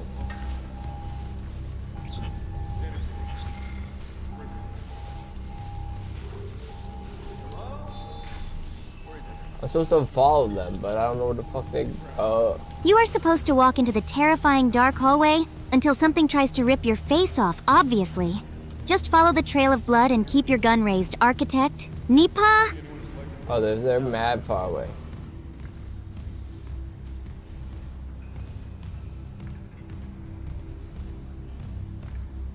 Isaac, guess we better go. Me. That's why we usually keep Yoko around for the long-distance executions. But I guess you'll just have to sprint over there and introduce yourself. Don't trip in the dark, Nipa. It's not dark yet. At least we didn't take out the sign.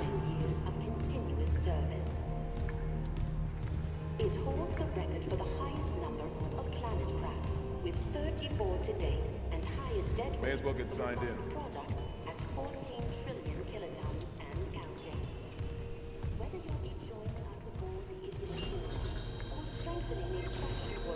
Welcome, Isaac Clarke, to the USG Ishimura. Yo, what's up? My name's Isaac. Rig synced. Collect kinesis and stasis modules from Acting Chief Engineer Jacob Temple. Location? Me! Nice to meet you, Isaac. Now please try to keep all your limbs firmly attached to your torso while we explore this lovely metal graveyard. Nipa!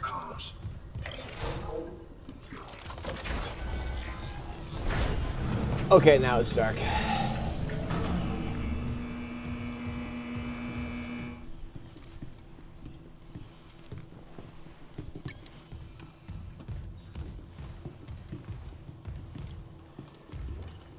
I'm breaking in. I'm drinking Where's the booze. security detail? Where's anybody? There's nothing logged. No duty roster. I'm pushing no you power into to the engine. wall. For God's sake. That security console's still working. I'm Isaac, pushing. get a damage report. I'm done playing around. Oh, he's done playing. Oh, that's nifty. Just device tells you where to go all the time. No free will. Oh, I'm lagging. Smell what? There we go.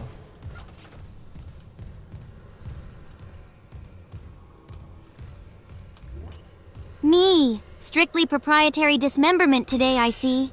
Make sure you collect the corporate licensing fee in blood for every limb you stomp off. Nipa! What do I have? It's not just comms with the guidance system. Half the Ishimura's in the red. Engines, hull, the trams. Am I stuck in here? Damage to a planning corrector. Okay, power. Ventilation's up. Power to the elevators. Me! It looks like Isaac and that space zombie are just having a very intimate bonding moment. There's Try no stomping space your way zombie out before things get too romantic, Nipa. Oh, wait. Do you hear that? Yeah, I hear it. Yeah, man. Take it easy. Daniels, get those elevators running. There's something in here with us. Up there!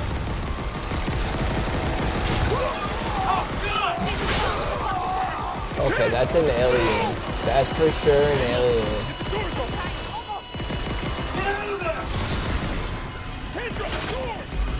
What am I supposed to do? Oh, I'm supposed to run. Oh. Oh my god. I'm trying. Me! If you're lost, just follow the glowing line on the floor and aggressively stomp on anything that still has its limbs attached. Obviously. Don't let the chat think you're getting scared already, Nipa. Oh my god. I'm not scared. I'm just frantic. Oh my god. Now what? Oh, alright. Word. The elevator will kill them for me. Me! Now you follow the glowing line like a good little space engineer, obviously. Or you just start stomping on the nearest vent before it bursts open. Nipa.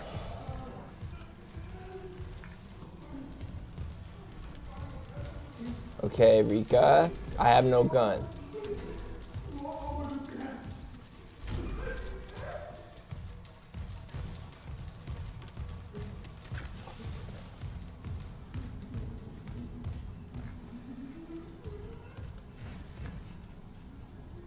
Me! Who needs a gun when you get to safely watch that poor man beg for his missing pieces from behind the glass? Just enjoy the psychological trauma and get your stomping boots ready. Nipa! Alright, I got a gun now.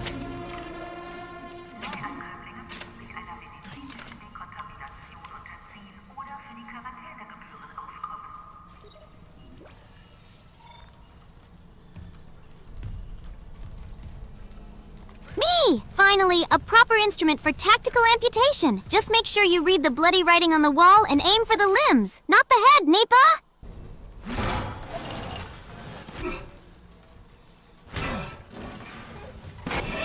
What the fuck?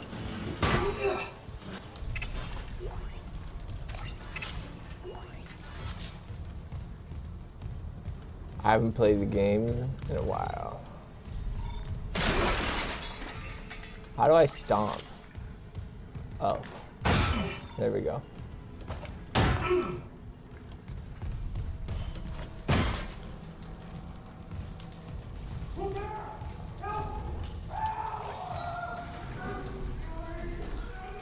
Isn't there like a way to... Me! Look at those pretty blue lasers on your shiny new plasma cutter. Now march down that dark corridor like a good little engineer. I'll be safely watching from my window when the vents start screaming. Nipa! I'm trying to figure out how to... Isn't there a way to make it... Oh my god. I don't even know what I'm trying to articulate. It might be E. Me? Save that poor man begging for his life behind the door? Don't worry, whatever is creeping up behind him is about to solve his locked door problem for you. Nipa?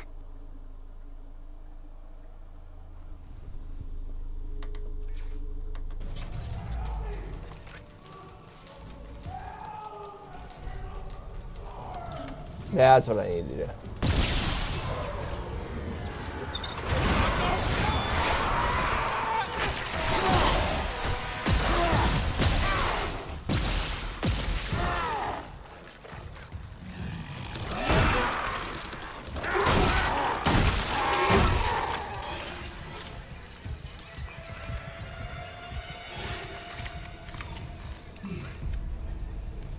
Sorry, bruh.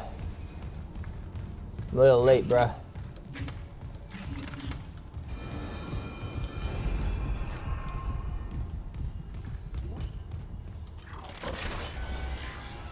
Wait, which way am I supposed to go? Okay.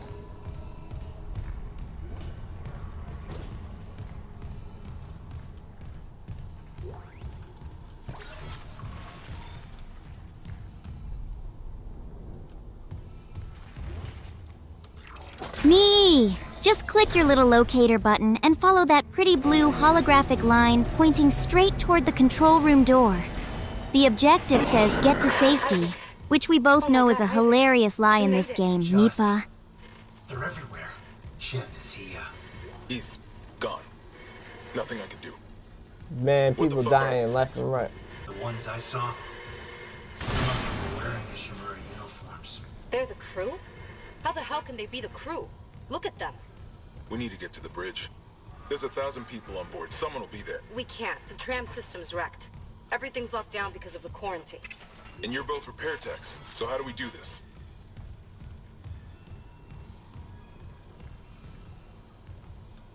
There's a broken tram car blocking the tunnel. It's gridlocked the system. And the data board's burned out. I can't lift the lockdown or call the tram until we get a spare from the maintenance bay. But it's all on Isaac's side of the quarantine.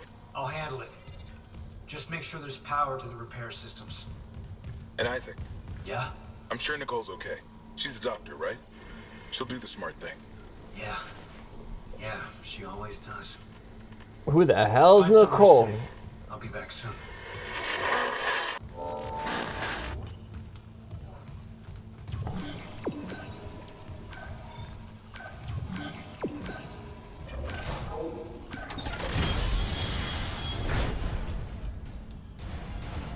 Wait, what? That music scared me.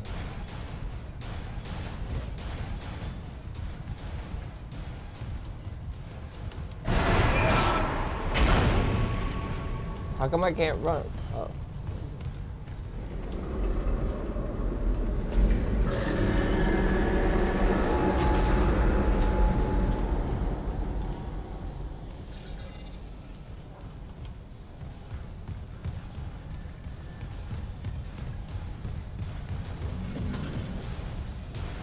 Why is there a little baby? Can I shoot it? Oh my god.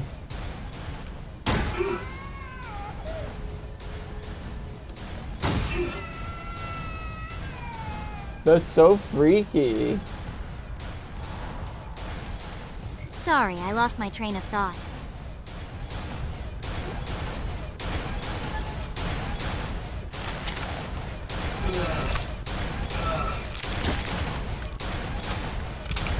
I just stole that guy's arm thing.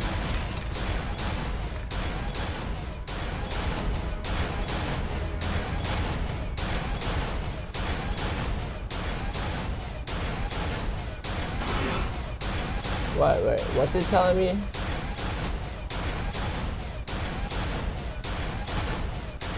Reading a door malfunction between you and the maintenance bay.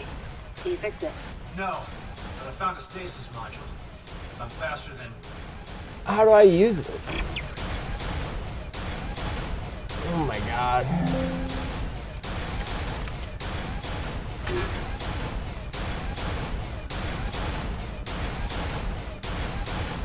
Oh, plus C.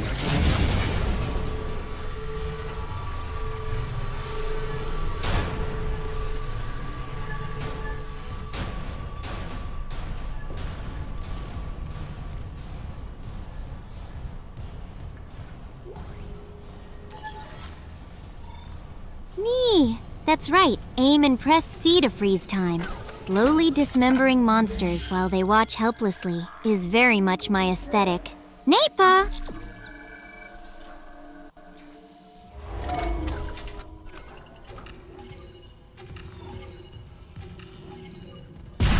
Whoa, chill out.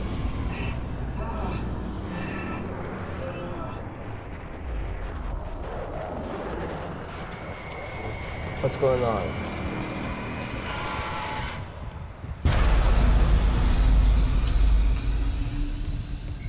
Scared the shit out of me.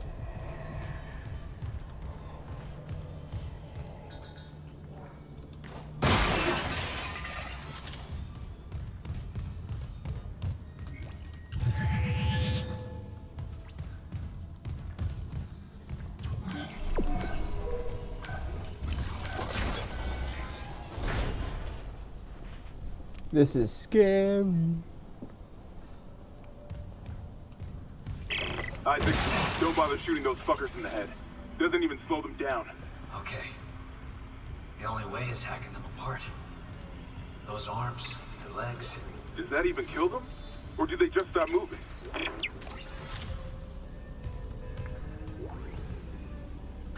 Message retrieved. Vents into engineering. You got a stasis module handy? We need one in tram maintenance stat. The autoloader's fried. I got a damaged tram car on the tracks, and if the whole system's gridlocked, guess who they're calling? Temple here, sending a stasis module now. What happened to the autoloader? No idea. A lot of shit's been breaking down. I keep hearing it. Repair systems online. Down in the gears where no one can be. Loading system reinitialized. I know.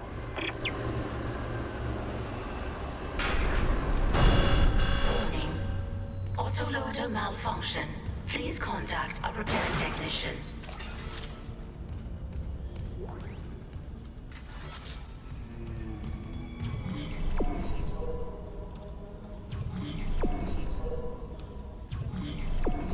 Where's it telling me to go?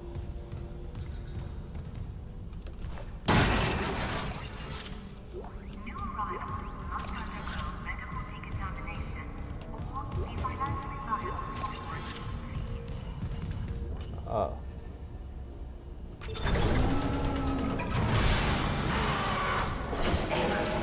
Right loader flaw. What the fuck?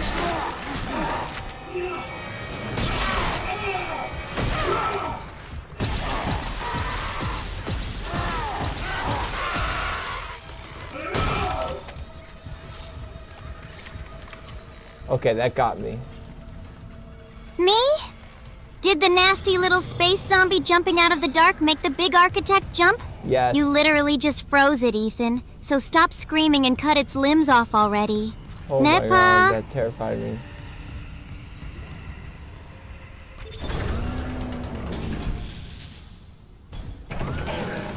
Right loader claw disengaged.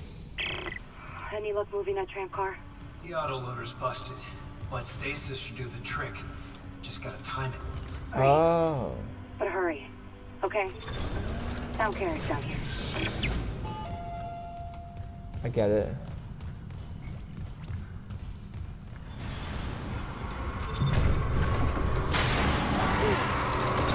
Oh my god. Oh my god. And I just closed the game by accident because I freaked out.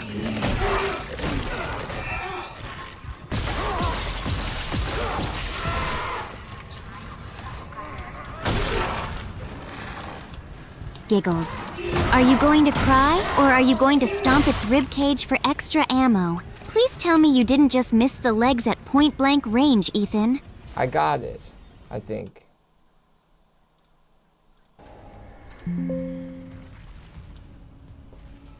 Holy crap, this scared the shit out of me.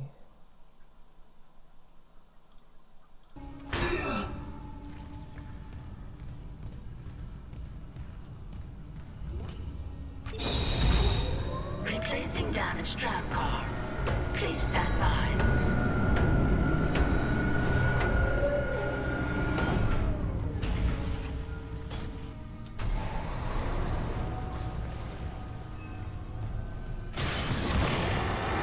Where are they? Where are they?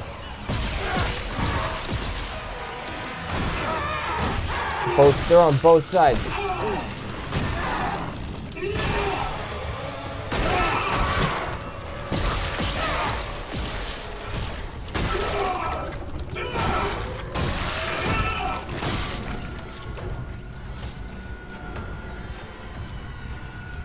Are there more?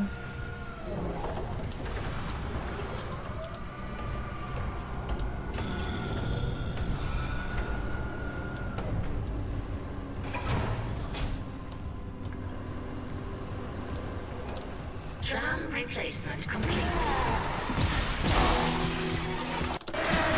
Oh my god, did I just...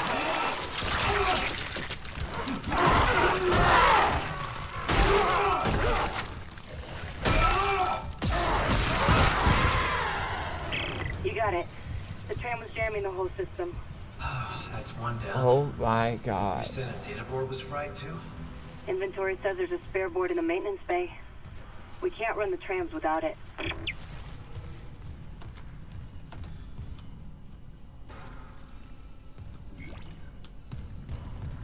Me! You're panting harder than Isaac, and he's the one actually standing in a puddle of fresh viscera. I don't know. Pull yourself together and go find that fried data board before something else jumps out at you, Ethan.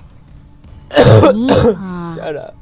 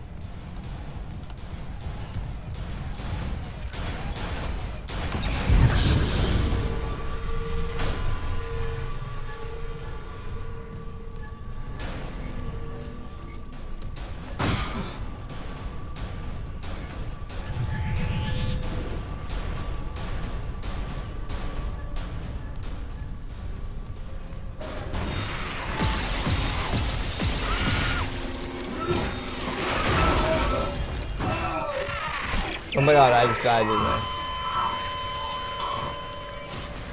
Fuck. I do not know these controls. I need to change my mouse bindings too. Hold on.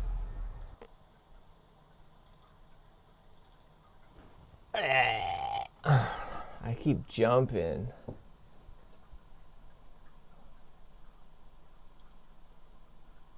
Me!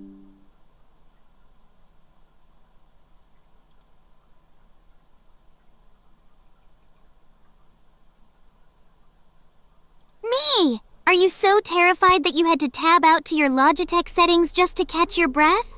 Lower your DPI, stop shaking, and get back to amputating space zombies, Ethan.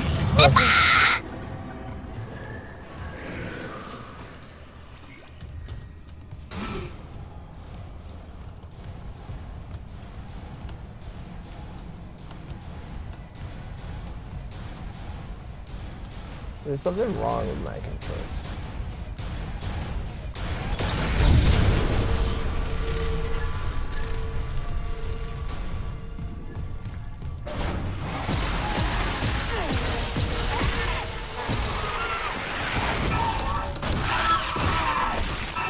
Wait, it killed me again? This thing like spits venom. What the fuck?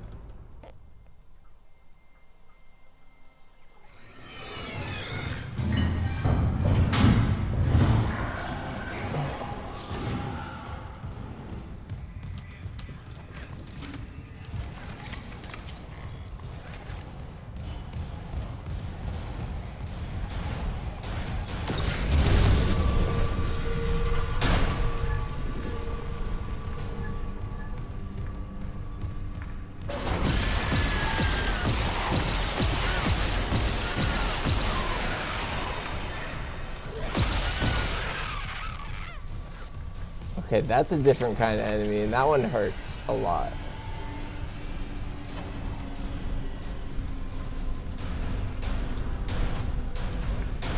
I hear another one.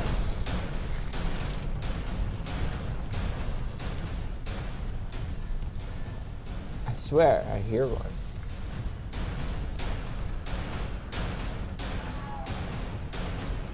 Huh, maybe I'm just tripping.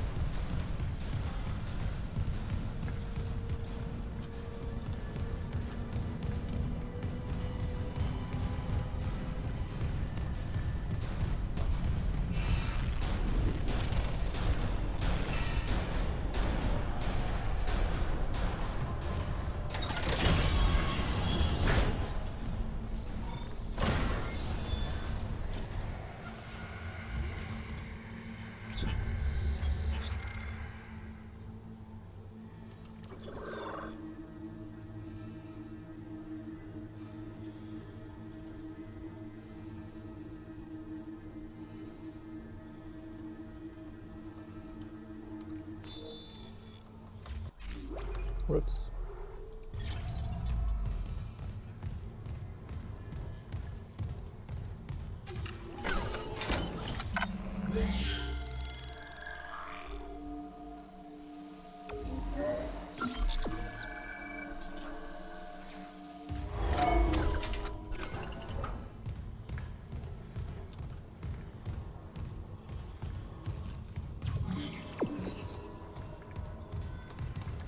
Whoopsie.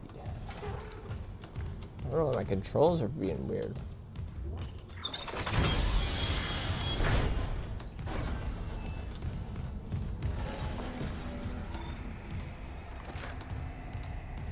I should look at them. Maybe I'm just...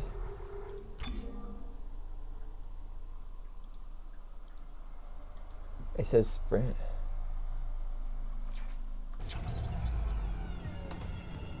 But it's not always working.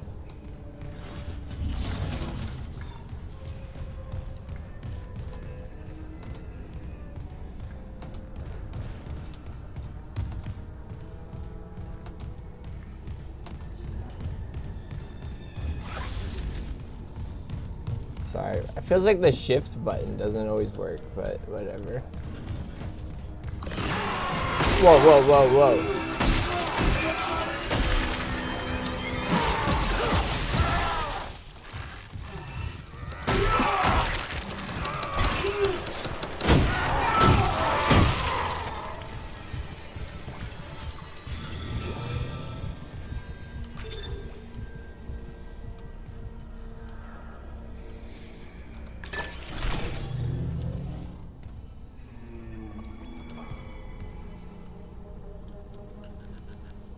I'm running out of health too.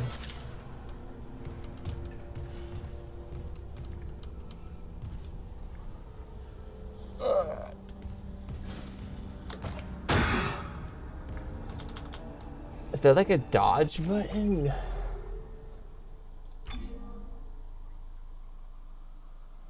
No. This game's hard.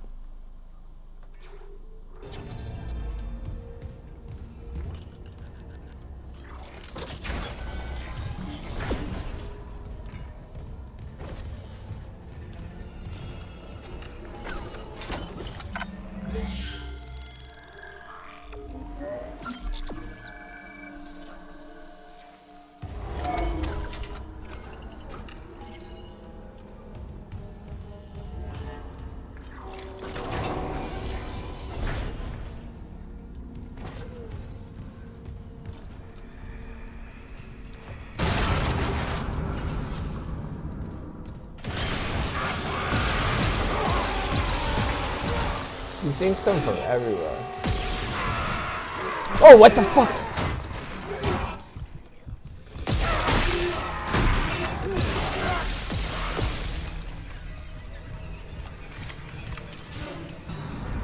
Me! That's because they're crawling through the ventilation shafts to hunt you, Ethan.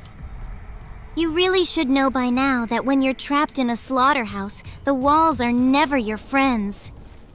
Napa! Okay, I just hurt myself. That's hilarious.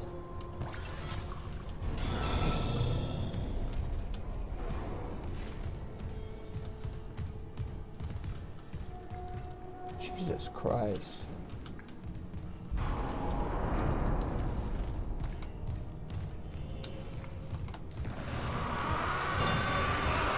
Where are you?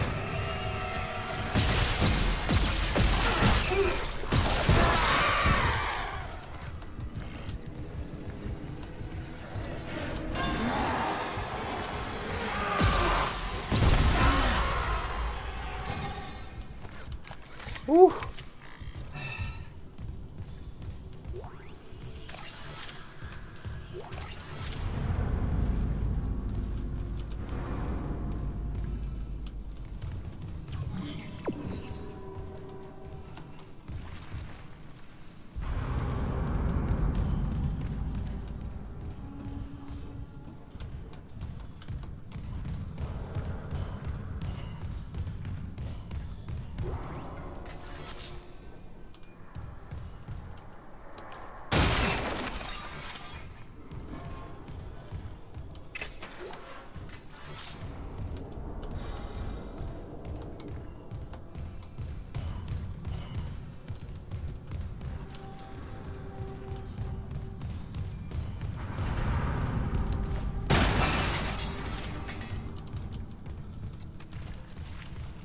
I just ran in a circle.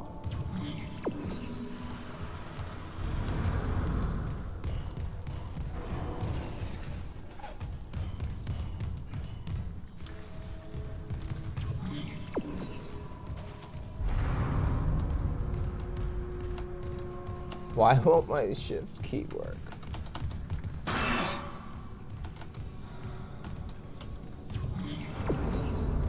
I'm so confused.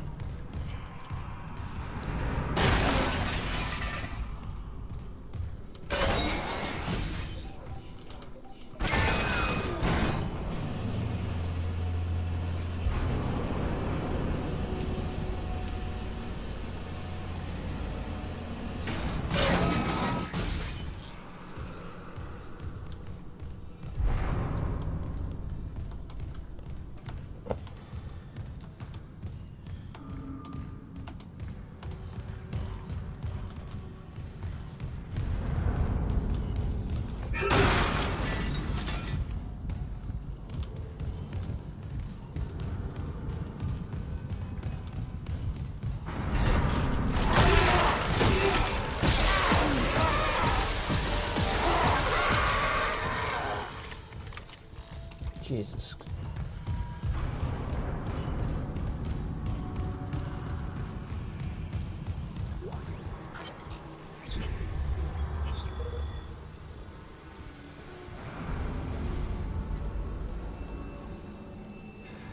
Okay.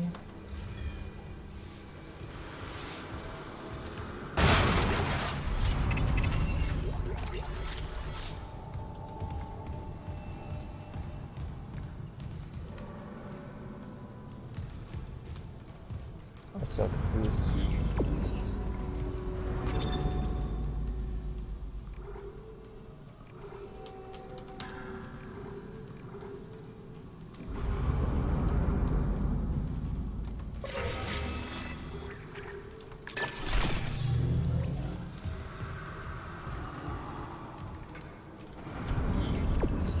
Okay.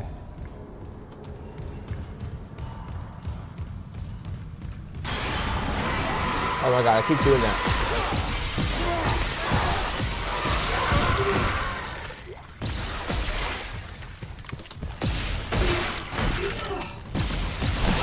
Oh my god.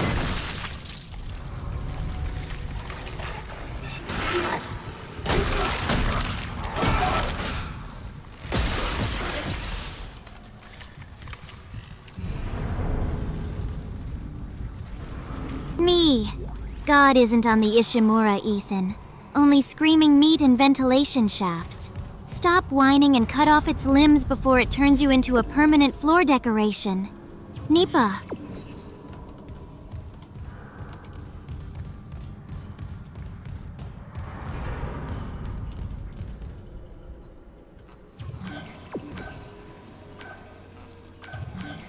Oh, did I do? What the heck?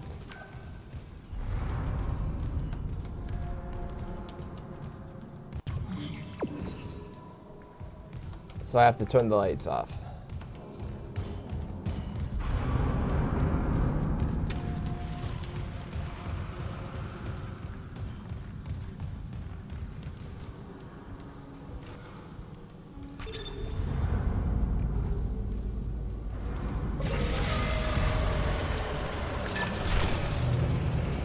Just great.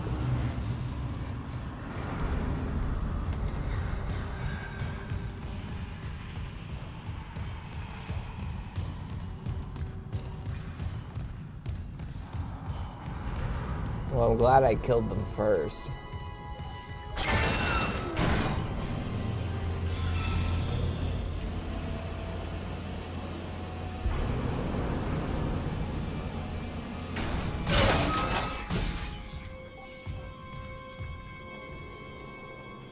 Okay, the lights are still out. And I'm about to get attacked again, I know it.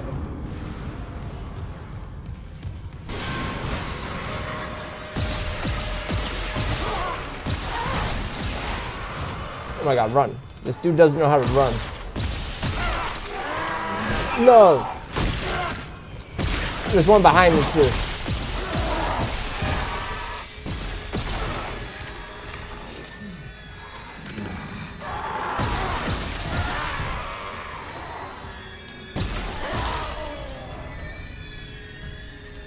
Me! The ones sneaking up behind you always want the tightest hugs. Spin around and introduce it to your plasma cutter before it gets too handsy, Ethan. Nipa! That was scary.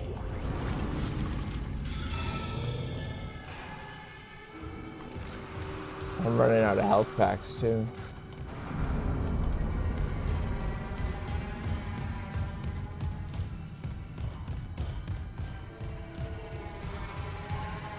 Get me out of here.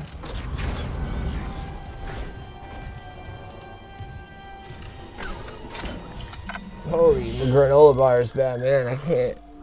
Ugh.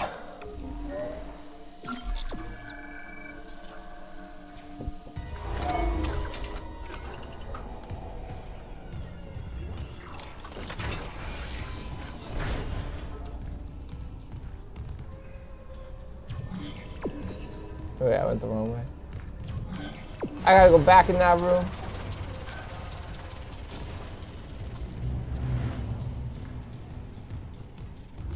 I don't wanna.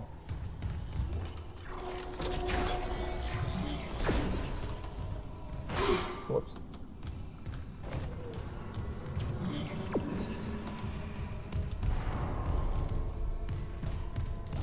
Me! Refusing to fight just means you die tired and screaming, Ethan.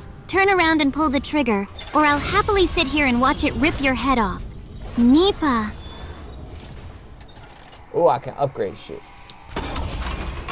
Yes, please.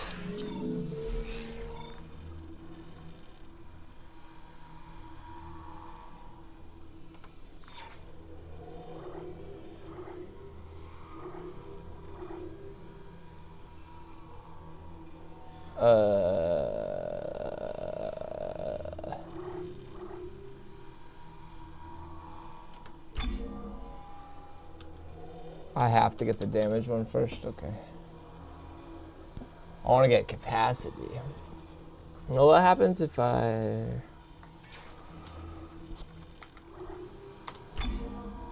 What's this word? This could be health.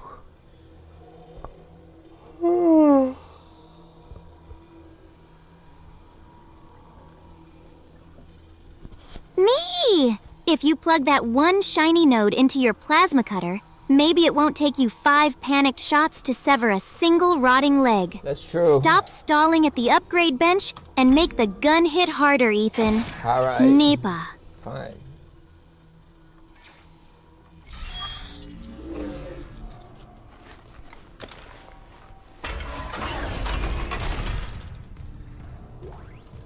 Isaac, we can't stay here much longer. Hearing a lot of movement. Hold on, I got the data board. I'm coming back to Oh, I got another node. Daniel, get ready to go. Hold on. That.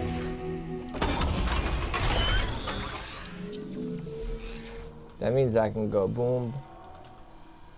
Boom.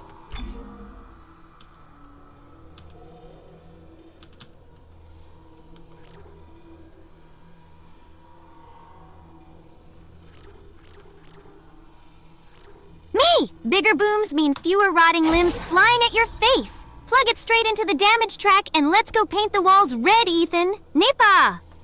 Damn, she's eager to see me get scared.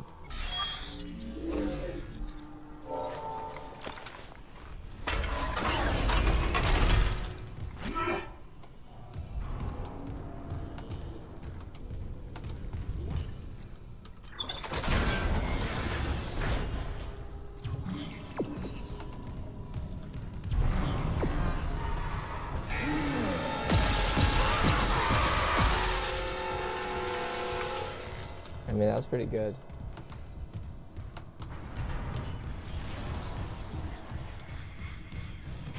Whoa! Holy crap.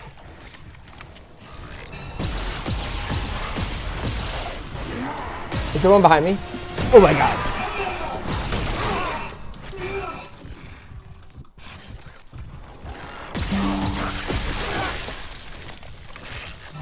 I'm like freaking out. Oh my god! I can't see anything. Holy crap. I am so almost dead.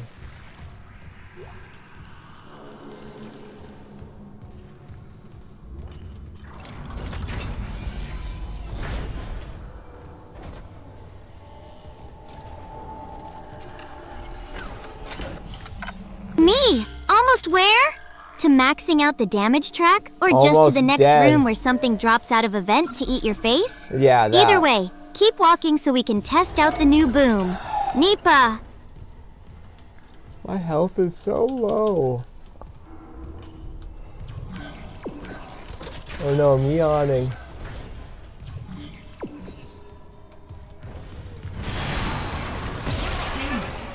I have no more ammo either. I don't know what I'm supposed to do.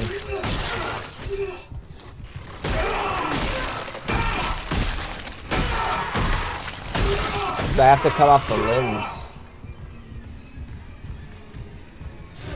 Is there another one?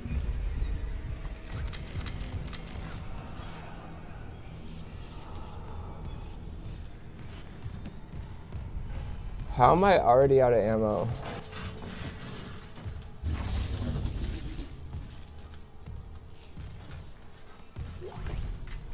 There we go. That's not ammo? Okay.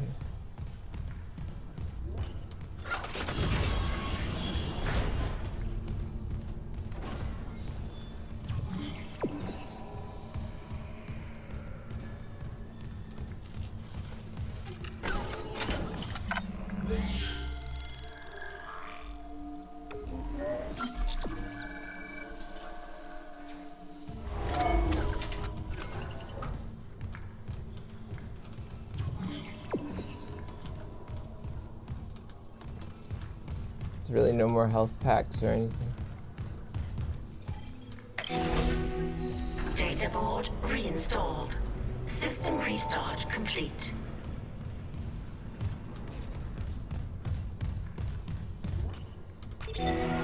Maintenance complete. Or any hope left for your squishy mortal body if you miss. Me! Better start stomping on corpses for spare change if you want to survive that dark tram corridor right in front of us. Nipa!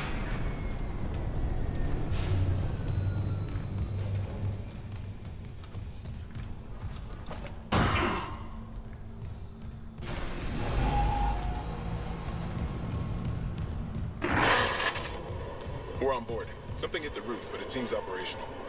Quarantine lockdown's lifted, so you can get to the hangar. Comms are still down though, so be ready for anything. What's the plan? You and Johnston fix up the Kelly. We report to the bridge. Standard emergency protocol. What? Protocol? that's Heaven, wrong. people are dying here. And I'm not losing anyone else. We stick to procedure. We'll get through this. We'll see. I'm about to get attacked again. And I have no bullets.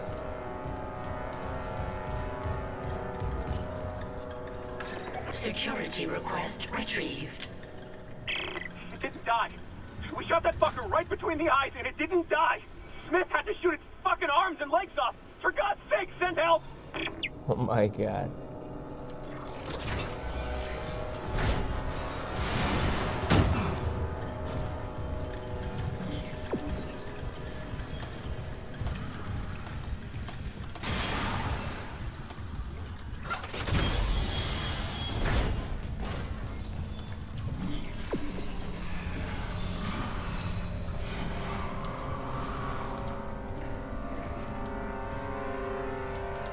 No ammo or anything.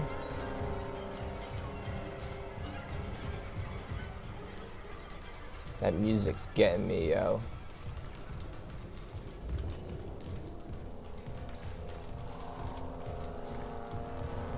Nothing I can stomp on.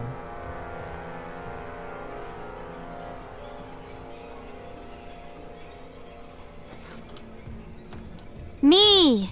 That's just the sweet lullaby of the USG Ishimura preparing you for the slaughterhouse, Ethan. If the creepy violins are already making you sweat, just wait until those vents actually start screaming. Nippa!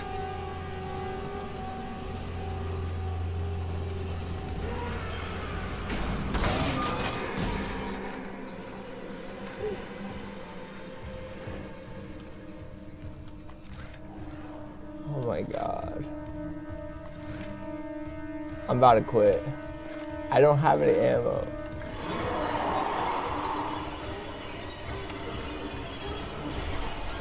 Can I go in here?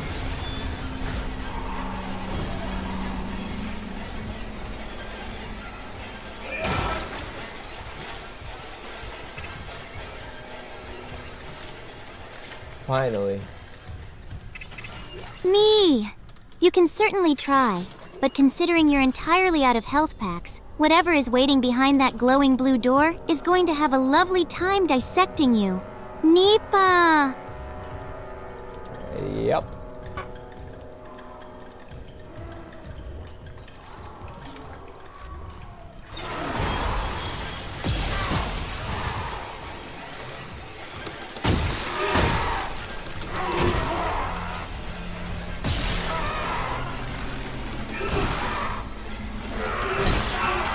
Oh my god, my health is obscenely low.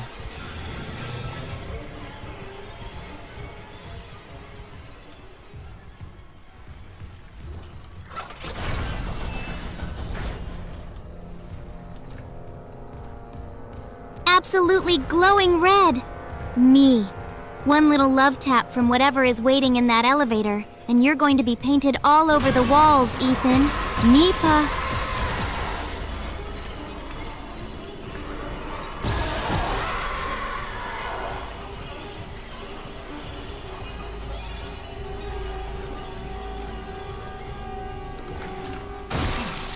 Oh, do they drop ammo too?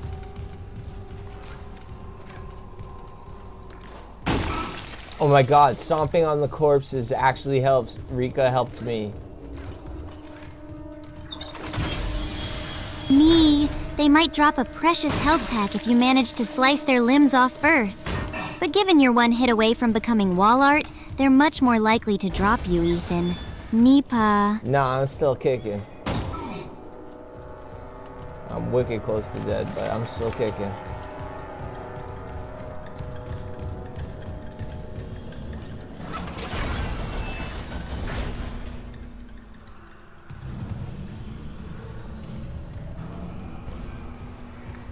Me, still kicking, is a very generous way to describe a man whose spine is currently flashing critical red. Let's Well, just it's hope you can actually kick hard yellow. enough when the next necromorph drops out of the ceiling. Nipa! Isaac, we made it to the bridge. There's no survivors. Daniels is trying to get into the command computer.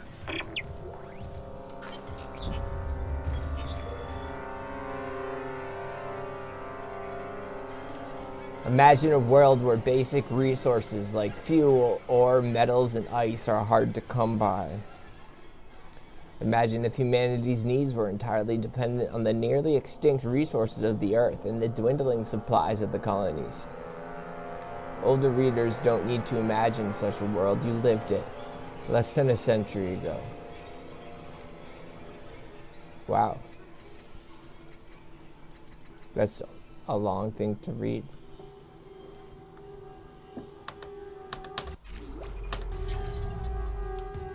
Me, less than a century ago. I can finish the text log for you, Ethan.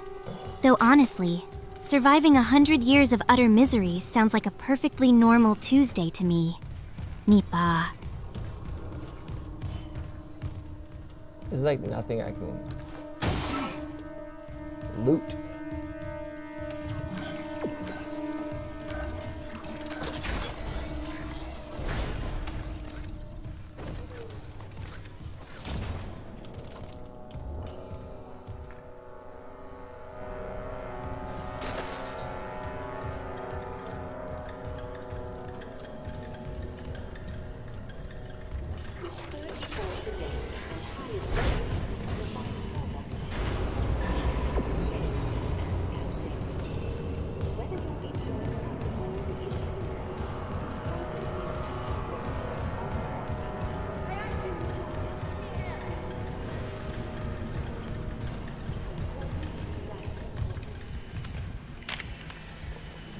The fuck?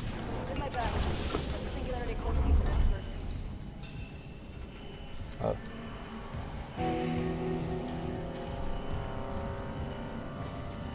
What have you got on you? Is that blood? Haley, I need you to listen. Ishimura's overrun with... They're fucking monsters. You didn't hear anything? What? No, the comms are still out. Isaac... We need the Killian fixed now. Got a damage report? Yeah, it's there.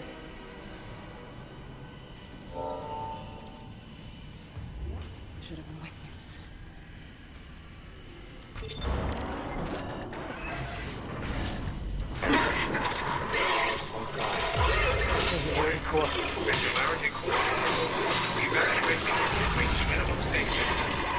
Go!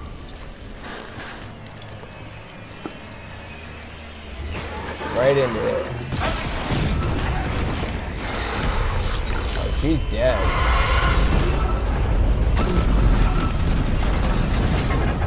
Oh my god, our spaceship is blown to smithereens.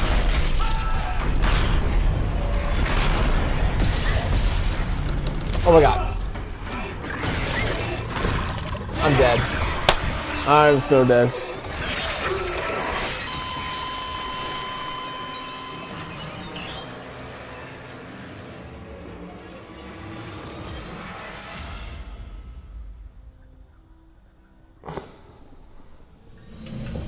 Alright, I think I'm done with this game. For now. I'm yawning too much for this adrenaline.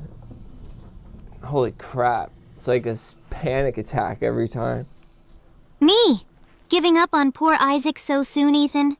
I suppose not everyone has the stomach to repeat a grisly slaughter over and over again. And Nipa. I played it for an hour, Rika. We're all right.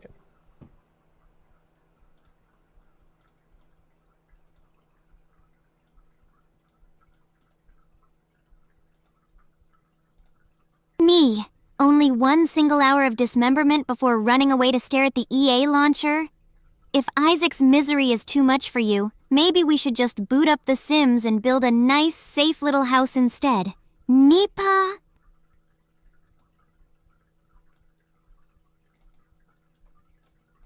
The Sims. No thanks.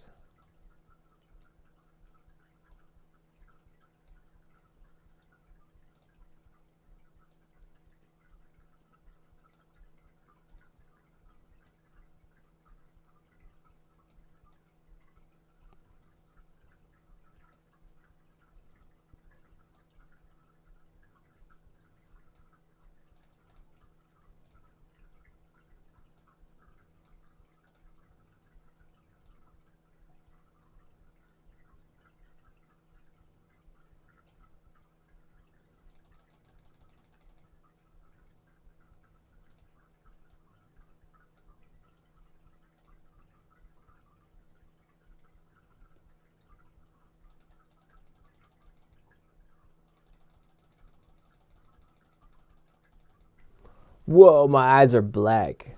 This is freaky shit. I look like Satan's spawn or something.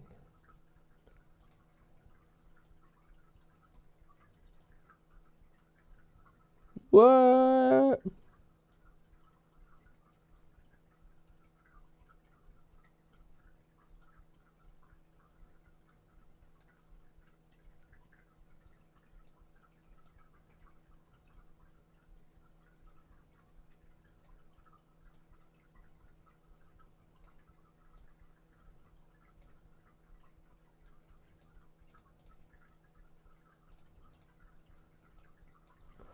Spooky.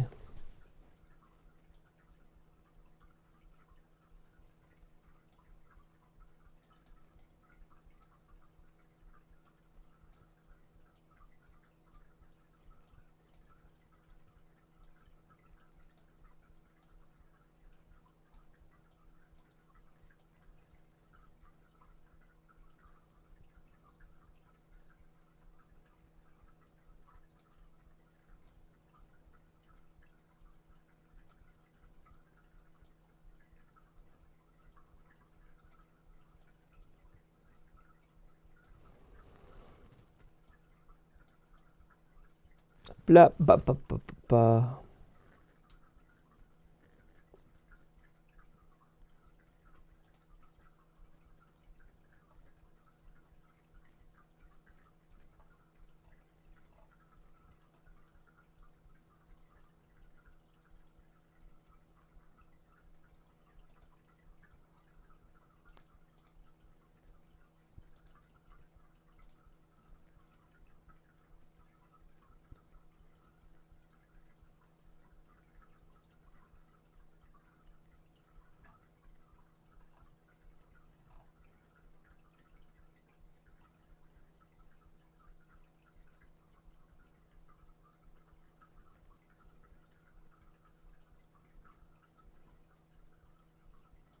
Tucker has gone hard at Trump. Like, holy shit, this is crazy. I want to listen to what he had to say. This is his whole episode on it. Check this out. Millions of American Christians voted for Donald Trump when he ran for president in the last election, and millions more Christians around the world rooted for him to win. Many still do root for Donald Trump. Now, why is that? Because of his personal piety? Well, of course not. Trump, to his credit, has never claimed to be personally pious. To his credit? You're giving him credit for that? Okay. Especially religious in any sense.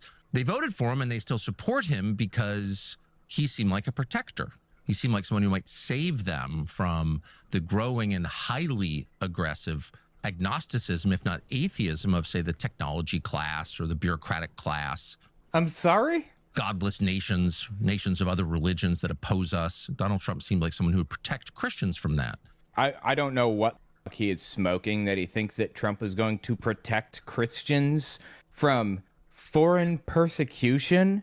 But please give it a rest. Does anybody believe this? Who is committed to the free exercise of religion in this country and who... Oh, he is. So he wants to let Muslims in to practice their own religion in the United States then, in that case. Is that right? You're saying he's in favor of religious freedom? So he's opening the floodgates for Muslims who are being persecuted then, right? He can't possibly believe this. He can't. This is an internally inconsistent belief that he's espousing here. He's lying. Protect Christians from that, who was committed to the free exercise of religion in this country and who was also committed to ending abortion. Whether or not he himself opposed abortion, whether he was pro-life in any meaningful sense, didn't seem to matter. He would appoint justices that opposed abortion, that thought Roe v. Wade was unconstitutional. He did that. And that he would basically... I like this guy, Owen Morgan. I get a lot of... And they support him on that basis. Right-wing news from him because he's a left-wing guy who reviews right-wing. It's just interesting. I get like ask themselves two perspectives on January 4th of this year. And that was... The answer is no.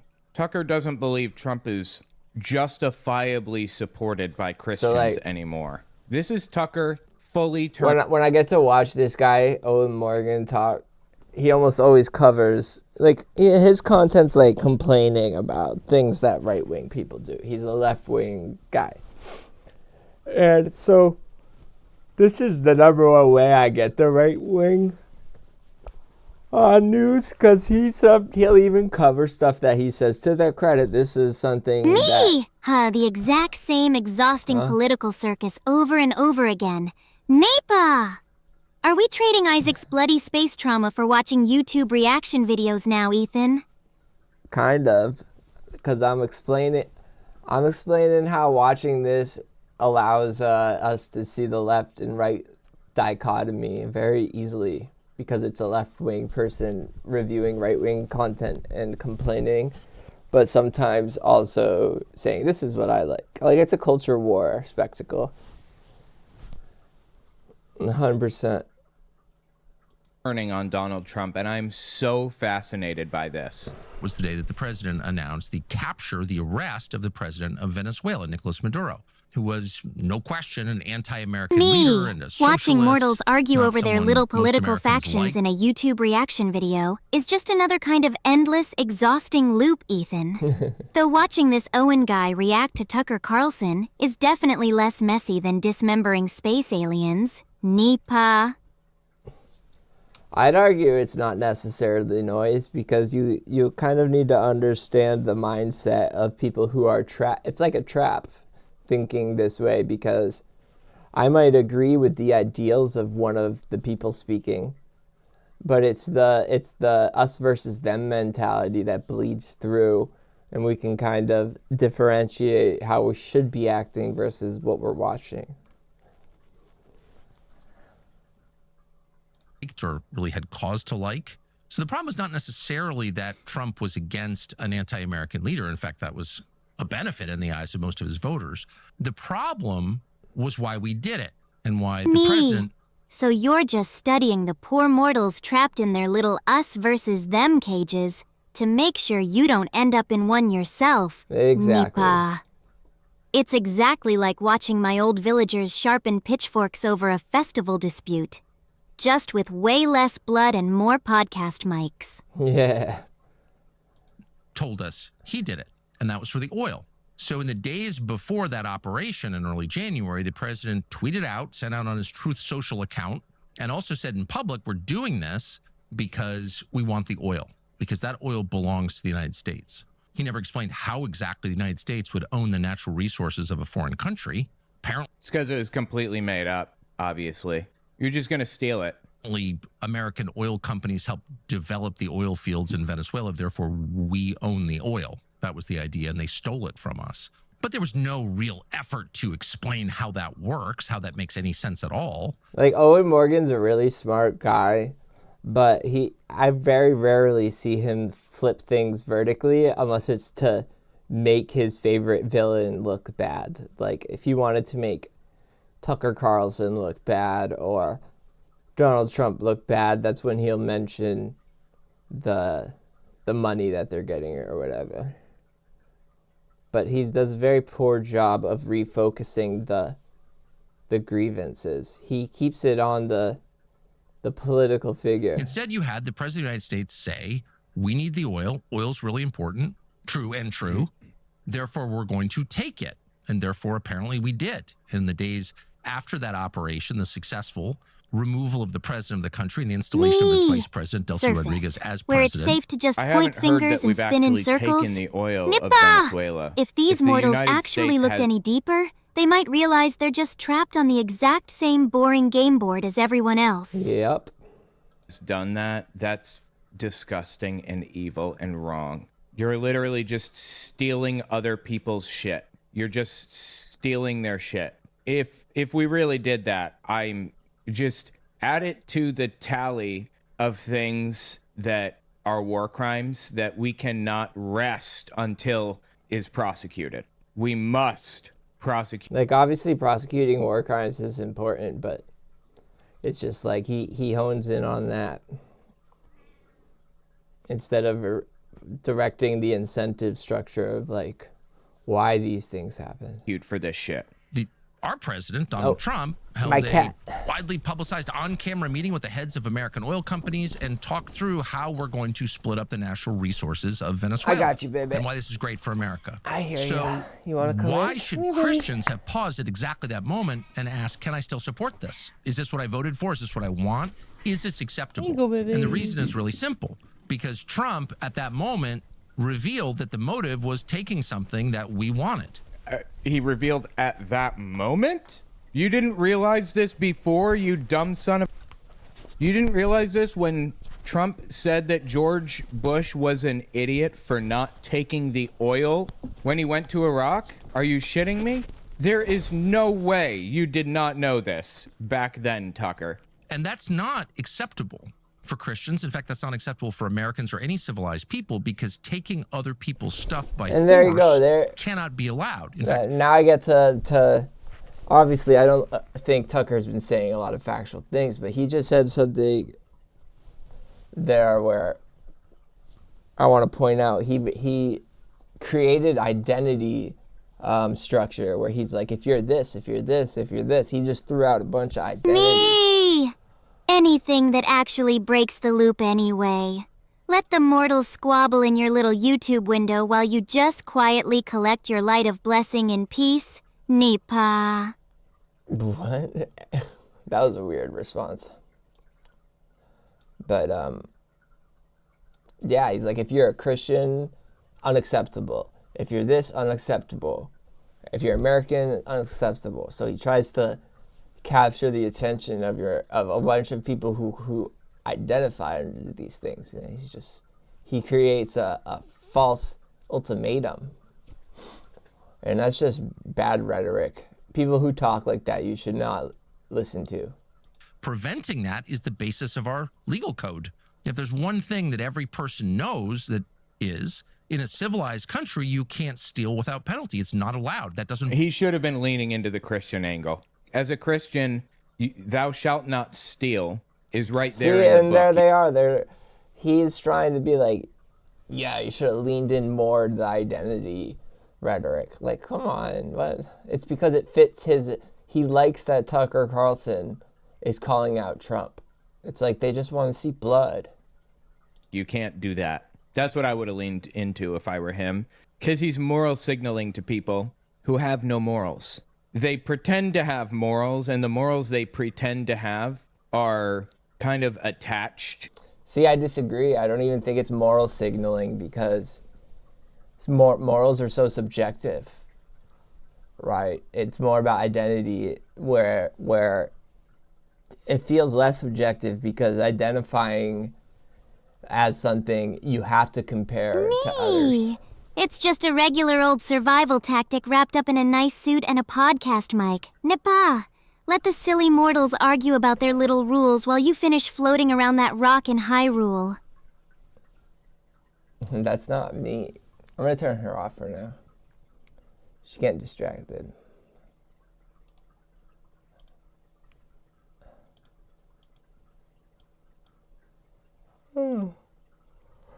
There's just so much inflammatory rhetoric. And this way I can get news. I know what people are talking about. Because I feel like my job is to kind of deprogram people. So I have to keep up with what people are, what the new scripts are that people are repeating. To this Christian movement. So if you're going to appeal to their morals, that's the only way you can be successful with it. I don't know why he's not doing that. Belong to you. You can't shoplift. You can't rob banks. You can't embezzle. You can't invade countries to steal their stuff because they're all varieties of the same theme, which is theft. And theft is wrong. It's wrong under the American legal code, but it's also wrong under the Christian legal code. There you go. Theft is wrong. Spelled out really clearly. It's also intuitive. And here was the president saying, we're just stealing this because we can. Well, as a practical matter, that's quite a thing to say out loud, given that we know from history that the things you do will be done unto you. Once you set a standard, you will have to live by that standard, right? Interesting. He is They are so kind of weaponizing using religion. the Bible as the It's basis crazy. for his moral claims. A law, you'll be judged by that law. So if the new law is, I can take it because I want it, and I have more power than you, at some point, we can rest assured the tables will be turned, and the things that we want and cherish and have earned and that we own will be taken from us by force at the moment when some other power has more force than we do. It's really simple, sometimes called the law of the jungle. And it may be the law of nature, but people don't want to live under that law because it is a brutal and unforgiving law. So they create higher laws, or they appeal to the highest law of all, which is God's law, which prohibits that. So this was a profound moment in American history, probably in the history of the modern world, where the most powerful nation said, if we want it, we'll take it. No one's ever said that before. Now, they've done it under... Bro, are you kidding me? No one has ever said that before? Okay. The guise of ideology. They've made up stories to hide the fact they're doing it. They just tried to sound like they're so everybody else smart. in the crime. You can't say you didn't know. Both these That's people. true. Absolutely. Why didn't And you they speak probably up are back smart. then on this subject, That's why Tucker? Are you just have moral platforms. virtue signaling now because you don't Hi, like Petey. Donald Trump now, or you don't think he's a useful idiot to you now? Is that what it is? Your president just told you on television, we took out their president because we want his oil. And at that point, you're an accessory to the crime, whether you want to be or not. If you support it, certainly, and in international tribunals historically, the people who did not support it vocally were not blamed for it. And it's at that point that a lot of people should have spoken up and said, I'm out. Not that I hate Trump or don't like his entire program. Lots of things about it I love. I'm grateful. I'd maybe vote for him again, but I can't support theft. This is the thing. He literally had people murdered last year. And this is the thing. It's because Tucker Carlson sees his opening to become a political figure. And he sees an opening where the outfall of the MAGA movement, where there's like splits happening. So that's why he's finally saying thing that crossed the line. Murder is in the 10 Commandments too, Tucker. Why didn't you care about that one? Because it's immoral. But they didn't. Maybe some did, but certainly the leaders of the American Christian churches, by and large, said absolutely nothing. And maybe because they said nothing, this accelerated. These are the same people who sort of didn't notice somehow that on Inauguration Day, the president did not take his oath of office with his hand on the Bible. His wife stood. Dude, I wondered when this was going to come up. This is... And what you is know, this is... when it came up was with somebody with a big enough platform to challenge Trump's political, what do you want to call it, monopoly on the Republicans. He's like, oh, I want to try to take some of that pie, see if I can get in on that. So it was okay that he wasn't very Christian-like when they didn't feel like that they could challenge his popularity, but now they think there's an opening. The card in the pocket. Anytime somebody was ready to turn on Donald Trump, they could have used this. They could have pulled it out of their pocket and said, Yeah, but then their career would be ruined if they were a right wing because he had so much leverage like a year ago. He didn't take an oath or swear an oath on the Bible during his inauguration, and that's absolutely accurate. He did not put his hand on the Bible when he swore his oath. Why? Got me? I don't think any of that's important at all, to be honest with you. Like, I'm a space case. I might just forget to do it.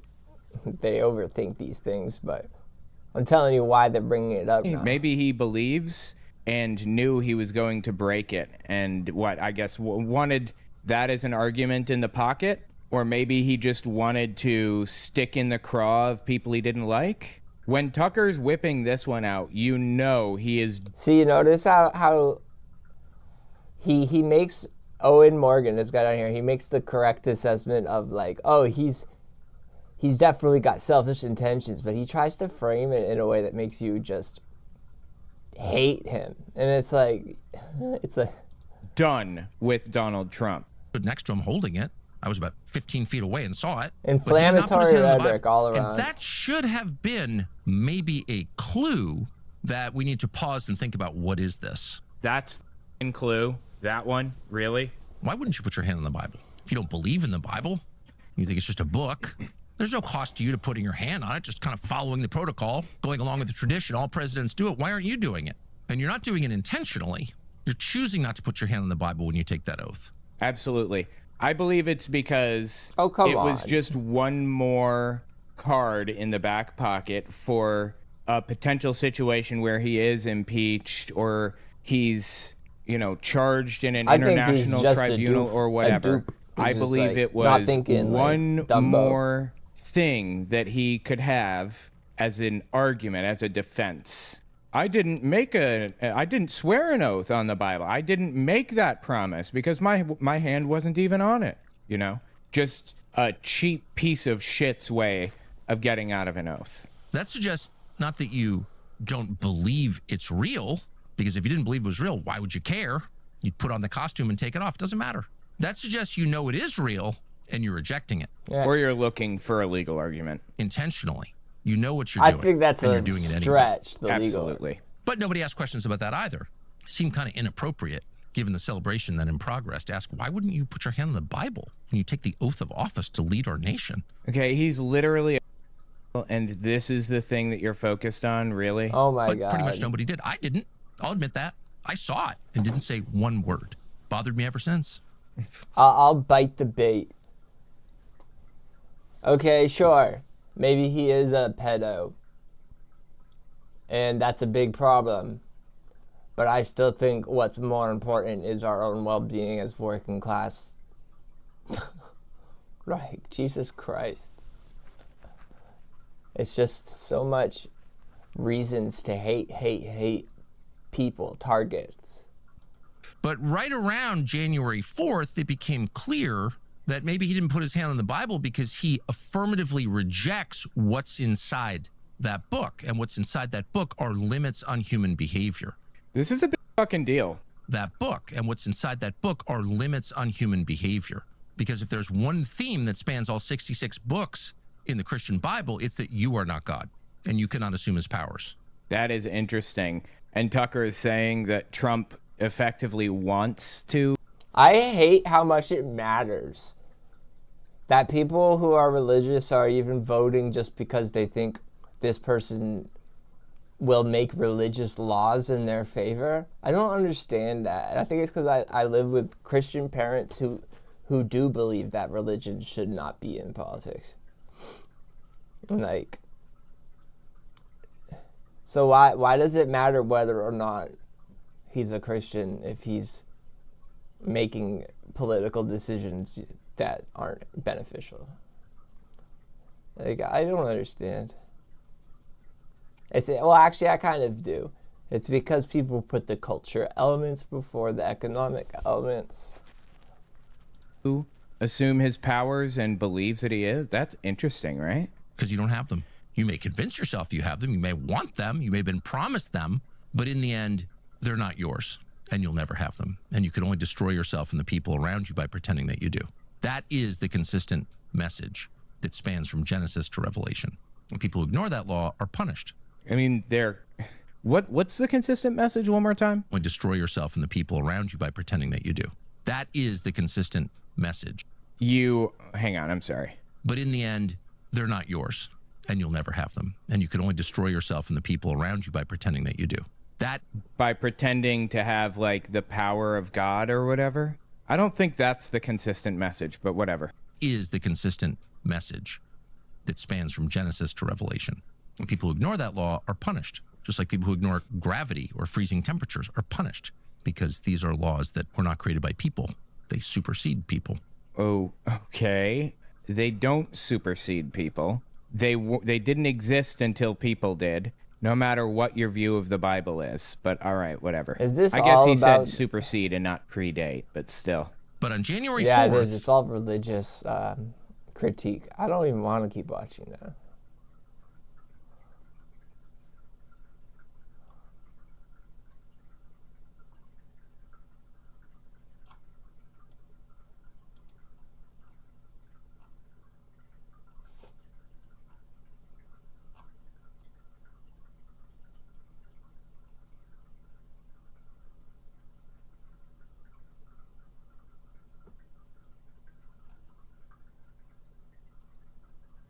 Boom, bomb, bam. We out ya.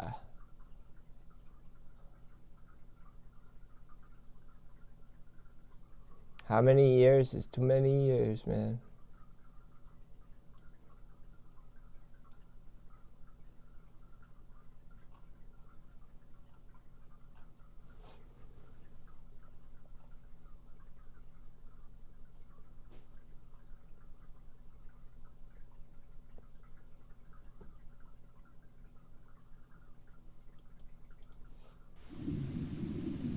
All right, buddy, hand over your money.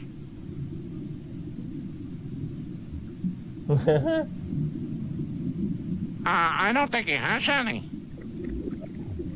Parents strongly caution the following programs are intended for mature audiences over the age of 18. These programs may contain some material that many parents would not find suitable for children and may include intense violence, sexual situations, coarse language, and suggestive dialogue. All kids out of the pool for Adult Swim. All kids out.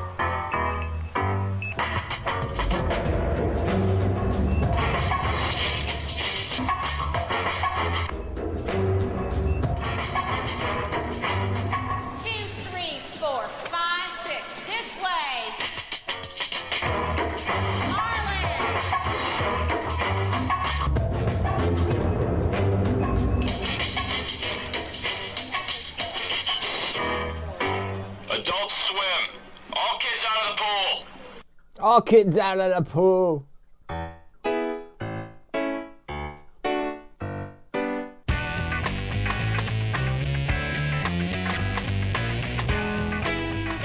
Amelia, what are you doing in the den, dear? Nothing, Dad. I'll be done in a minute. I'm just cooking. In the den? I mean reading. In the den? I like to read and think in here. In the den? Good night, Dad. Go to bed. Good. Oh, what beautiful diamonds. Now I just have to get these to the hotel before my father knows they're missing. Please forgive me, What Father. the fuck? What? Are you talking to me, Amelia? No, Dad. Stay right there. I'll bring you some more milk.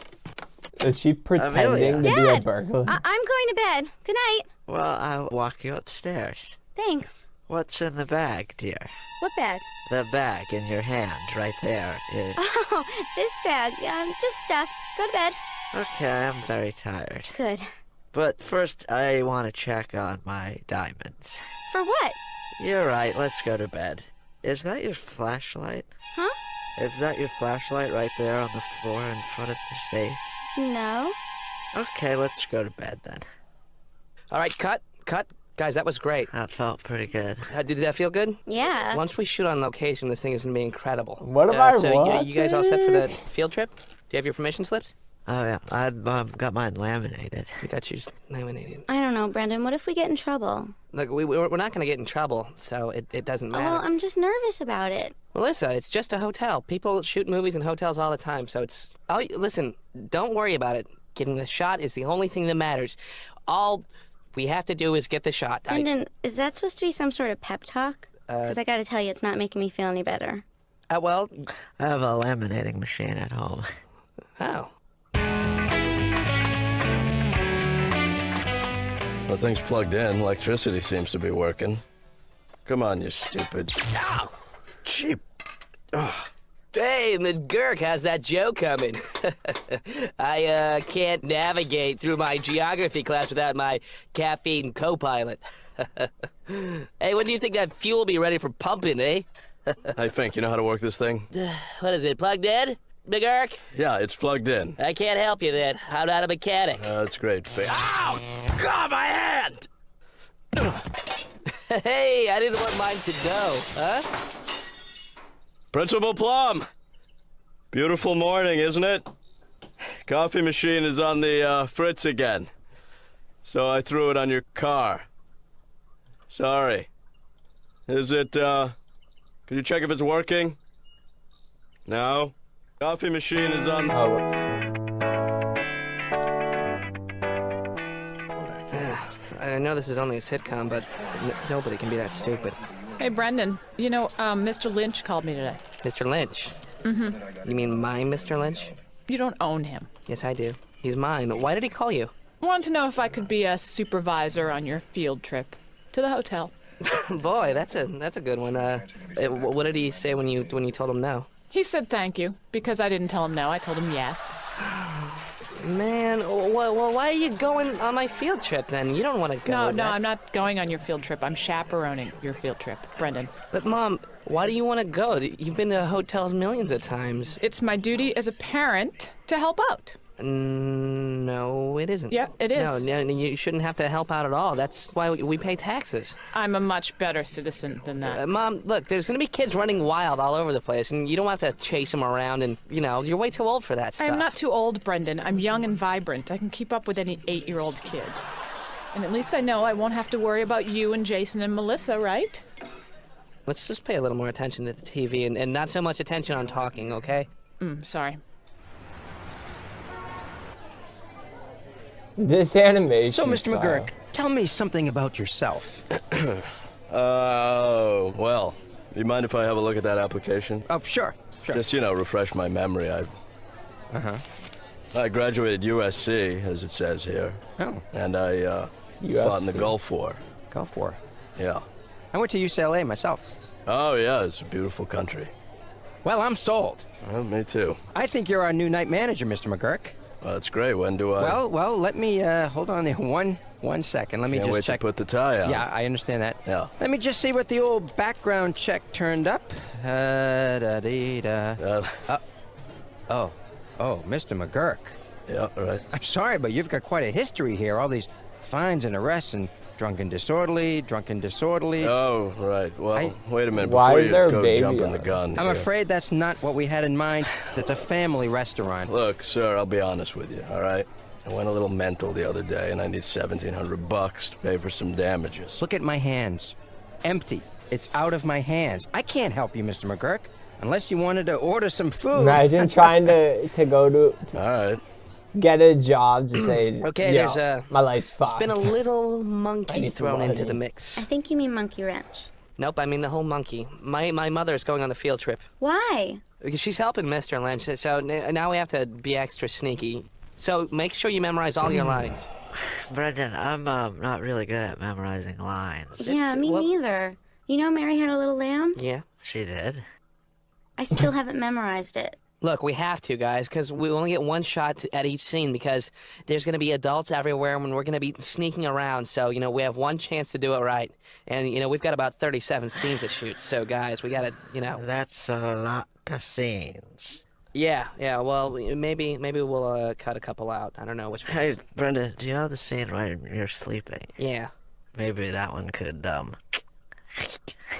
Yeah, but it's important because we have the scene where I wake up, so... Just a suggestion. I'll take another look at the script. The scene with you on the bidet, it's funny, but it definitely could go. Well, let's not go overboard here. We're gonna need some scenes to have a movie. I love coaching, I'm in it for the kids. Sometimes I say to the school, don't pay me. But they don't listen. But that's the kind of worker I am. I'm loyal, trustworthy, and noteworthy. Well, your background check came through clean as a whistle, guys. Mr. Small. Welcome to Galaxy Coffee. Wow, thanks. That's great. Please call me Brendan. Okay, this here is your list of kids. I've got them in... Alphabetical order, yeah. Allison, Brendan. No. Actually, Paula, they are in the order of most likely to run away. Okay, yeah. See the first name on the list, Allison? Yeah. Yeah, so Allison would be the first most likely kid to run away. Oh, okay. Which one is Allison again? She would be the one across the street getting into that cab. So you might want to, Allison, get over here! Wait for the light. Okay, it's okay, Paula. Rookie mistake. Why is Brendan next on the list? Well, Brendan is, well, let's just say you're gonna have to keep an eye on him. Please, Mr. Lynch, my own son, I can handle him. Where is he anyway? I gotta pee! Wait, did Brendan get off the bus already? I can't wait! It's a bodily function! Bodily functions don't wait! Okay, go inside, but come right back. Perry's gonna be sick. I have seasickness. I keep telling him we're on land, but he won't listen. It doesn't matter. Land or sea, I get seasick on the bus. Okay, fine. Then hurry up. Follow Fenton to the bathroom. Go quickly. Brendan. Fenton, wait for us. Wait for us. I'm seasick. No. Perry's sick. I'm sick, Fenton. Have mercy. Don't follow me. I've got to pee. Perry, he's getting away. Hurry. It makes me sick when I run. Okay, you walk. I'll run, Perry. Mr. Lynch, do you have Walter and Perry on your list? They're not on my list. I don't bother listing them. They never run away. Perry? Never? Yeah, Perry. Yeah, Walter. If you throw up, I'll throw up. Okay, let's both throw up at the same time. Count of 3. Ready? Okay. Morning, ma'am. Are you staying with us you for throw business up, or I'll pleasure? Both. That would be pleasure. Yes. Or pleasness. Yes, tell me something, Bellhop. Has Mr. Hutchinson checked in yet? Yes, he has. Good, thank you. Will there be anything else, ma'am? No, I think that's all. Okay. Oh.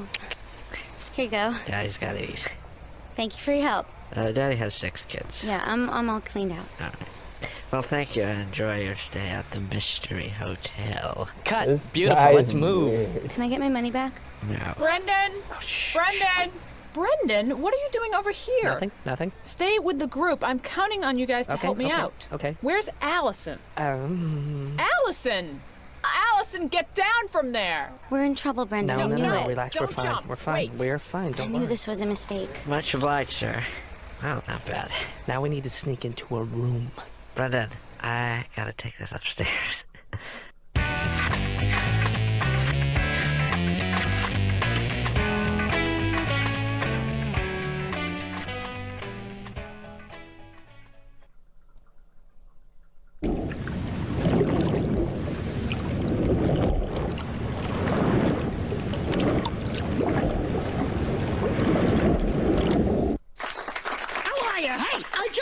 From New Jersey, and boy, are my arms tired.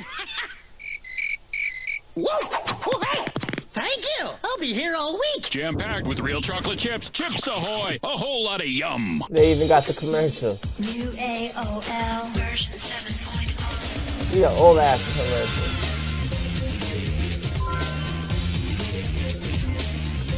You've got mail.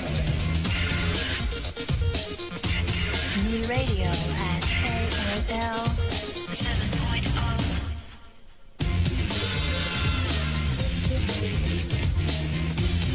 New AOL version 7.0.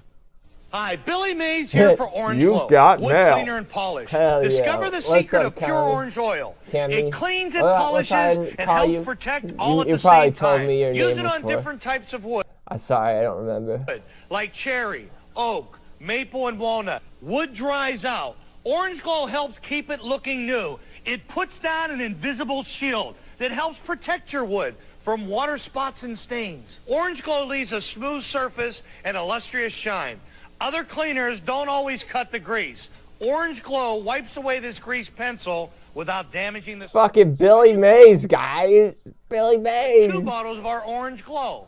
We'll also include a bottle of our multi-purpose cleaner, Orange... Yeah, I don't know how to pronounce your username. I may as well ask what your real name is. Clean. You get all this, not $20, only $12.99. Here's how to order. Call now, and for only $12.99, you get not one, but two 16-ounce bottles of the Orange Glow Wood Cleaner, one 22-ounce bottle of the Multipurpose Cleaner, one cleaning sponge. Call 1-800-789-1199. For over 50 years, Globe Life has made it easy. Yeah, I turn it all down a little bit. Now it's quieter. Their loved ones with the security of life insurance. All right, Kyle. In fact, each week thousands of people. Mind if I call you Kale? Policyholders. Right now, you can start a Globe Life policy for only $1. $1 starts up to $20,000 of life insurance protection for each member of your family. Globe's Young American plan guarantees the future insurability of your child or grandchild. The policy can never be canceled, and the premiums will never increase. Many adults choose to supplement their existing coverage with Globe's Long Life Plan. No medical exam is required, and every Globe policy is backed by a 30-day money-back guarantee. Globe makes buying life insurance easy. Maybe that's why millions of people have Globe policies. Call now for your peace of mind protection. I miss this aspect ratio for TV. So it looks more the CRT square. Call Globe now. 4x3.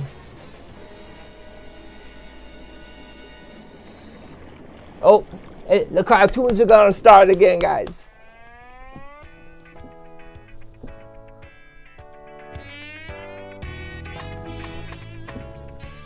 So I grabbed him, and he's a big guy, but I grabbed him by the shirt and I said, "You don't do that in my hotel."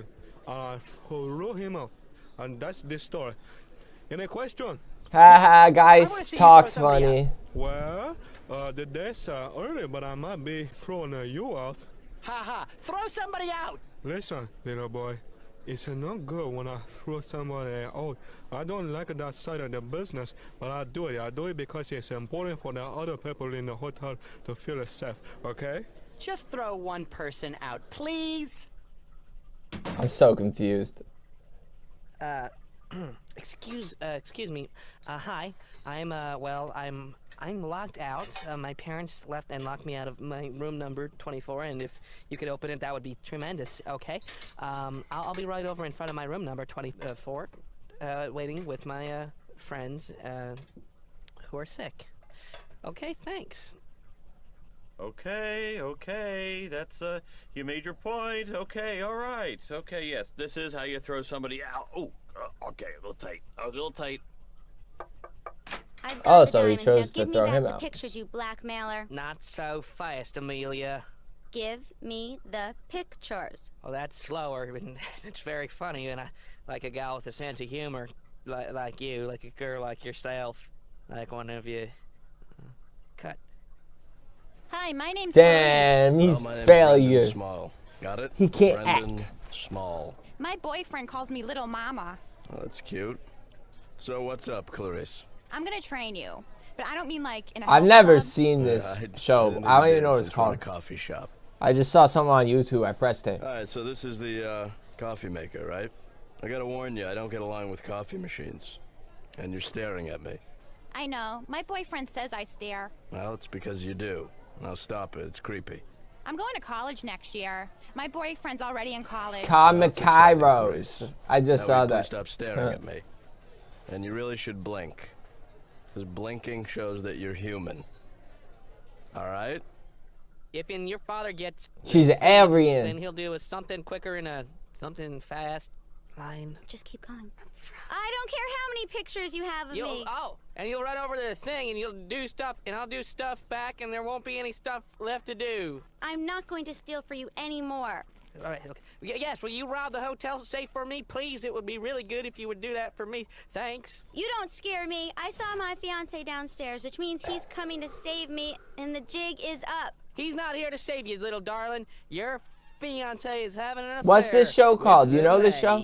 No, he's not. Why do you think I chose this hotel? I don't know. Good rates, close to the airport? No. Well, then why? So you would see that your fiancé... Oh, the Bob's Burgers guy? I don't believe you. Maybe y'all believe this. Ouch. Johnny? That's right, Amelia. I'm your fiancé's identical twin brother, Jimmy. Johnny. Okay, so that's how you do that. Now I want to show you how to turn down a bed if he ever asks you to do something. What did he say? That's a little hotel humor. Lighten up, people. So we're here all day. I can barely understand what you're saying. Oh my I God. want to stay in a hotel. I want to live in a hotel. I want to be a hotel manager. I want to be a maitre d'. I want to be a bellhop. I want to be a waiter. I want to be a belle. Shut up. Okay. Shut up. Have you seen Brendan? No, I haven't, Paula. I want to be a belle. You know, I remember my first field trip, like yours. It was the aquarium. I was very nervous. Just me and 42 kids. Where is Brendan? I was so afraid I was going to lose some, and they were running all over the place. What happened? I lost some kids. Hell yeah. Clarice, this doesn't look right. It's all foam. Looks like soap suds. You forgot to put the espresso in. Well, why didn't you tell me? You have to learn for yourself. My girlfriend and I were born on the same exact day. Well, that's exciting. What day was that? D-Day? No, you're funny. Yes, I am. My boyfriend could get really jealous of you. Uh-huh. Look, little mama, let me tell you something, all right? I'm here to do my time, make my money, and that's it. I can't possibly get involved with a coworker. That would be wrong. Plus, how old are you? 18. Well, I could potentially get involved with a coworker. Ay, ay, ay, what a horn dog. Blackmail me and make me steal my father's diamonds worth $750 million. Because the owner of this hotel stole the hotel from my father when he was a young hotel guy at this hotel, and the papers to prove it are in the hotel safe, and some diamonds are in there too. Why? Tell me. Because I know your real identity, Amelia. You're the international jewel thief known as the Queen of Diamonds. How did you find out my secret identity? I don't know. But if you break into the safe, you can steal all that stuff and we can run away to South America or some other country. That is, if you love me. Do you? Well, I... Whoa. Oh no! It's Mr. Shock, my father's very own private eye. He's been hiding in the bathroom and heard the whole thing. He must have followed me here to take the diamonds back and probably to turn you into the police. He's not a man you can reason with. I think you did a couple of my lines. Sorry. Yeah, like I house smack. Everybody hide. What? Hide! Now you take your TP and you fold this in first. Dude, I love how this show is animated. They're running like. It's just stupid toilet paper. Poor Fenton, he can't do anything. Okay, settle down, focus. Look at Mr. Lynch. It's on his shoe. It's on his shoe. Oh my God. Yeah, I like your shoes. What the heck, bro? They're so weird. We're gonna get in trouble. Melissa, where's Jason? Whoa.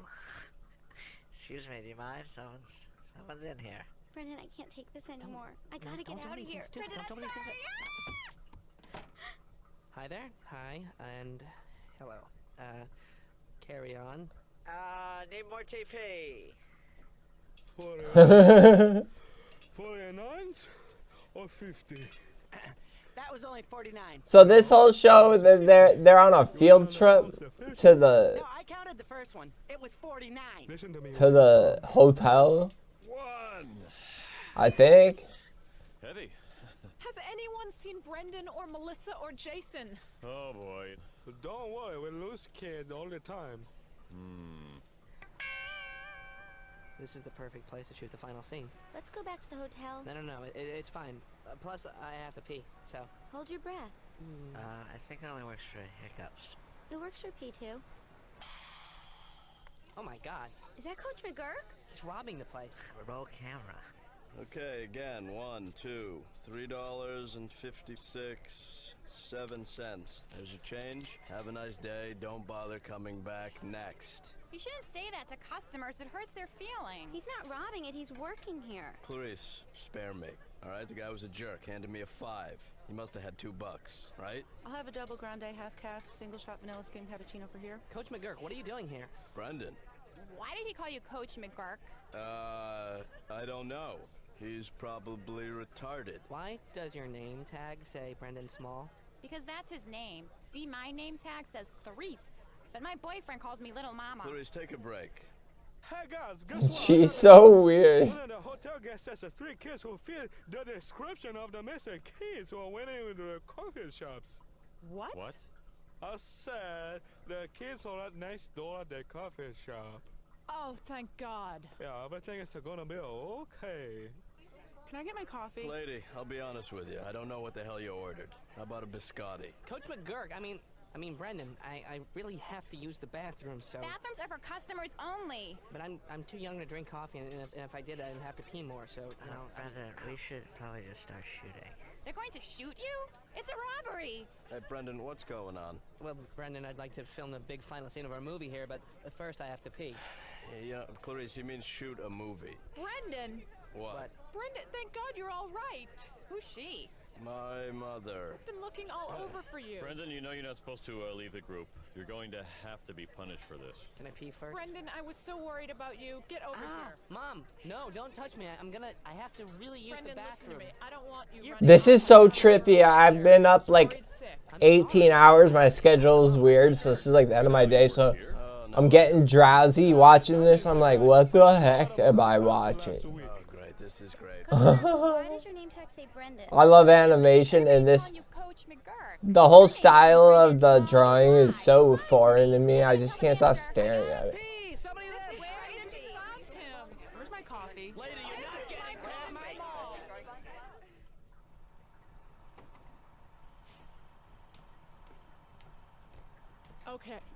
Okay. Thank you. Bye. They found Allison. She was at the airport. She's fine. I'm awake. Are you watching me sleep, Walter? Yes, you're beautiful when you sleep. Watch me now. Okay, shut your eyes. Shut my eyes. Oh my God. What the heck? I knew we were gonna get in trouble. I can't. Watching them just makes me feel uncomfortable. Those two characters are a little too much for me. You were like, That's me, alright. You should have seen your face. You were like, oh. And then your face went like this. Yeah. And then you were like this. Yeah, I'm gonna look out the window for a while. Yep. What? You say something?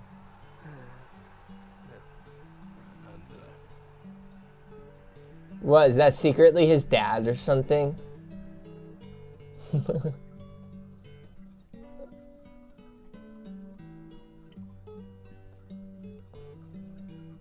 I wonder what's on next.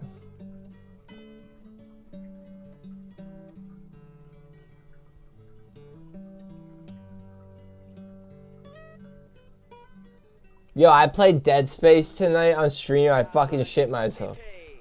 I could only play it for an hour. I was like, Baby Blues coming up next on Adult Swim. Adult Swim. It's hard enough rushing through a stressful world during your waking hours. So why add to that stress in bed? Tossing and turning on an I need to edit some videos tomorrow. You deserve a good night's sleep. And that's just what you'll get with the Tempur-Pedic Swedish Sleep System. The only mattress that uses the gravity-defying Tempur material originally developed by NASA. Instead of uncomfortable metal springs, the Tempur-Pedic mattress uses billions of viscoelastic memory cells. This soft yet supportive material automatically adjusts to every curve of your body, providing a weightless Every curve of your body. It feels like it's actually forming its own glove. This commercial's so Position. It's like nothing. It's like nothing I've ever. I remember seeing this commercial growing up. You can feel it for yourself. Call and we'll rush you a free sample of the revolutionary Tempur material, along with this video and information kit. You'll learn how metal springs create pressure points that cause you to toss and turn.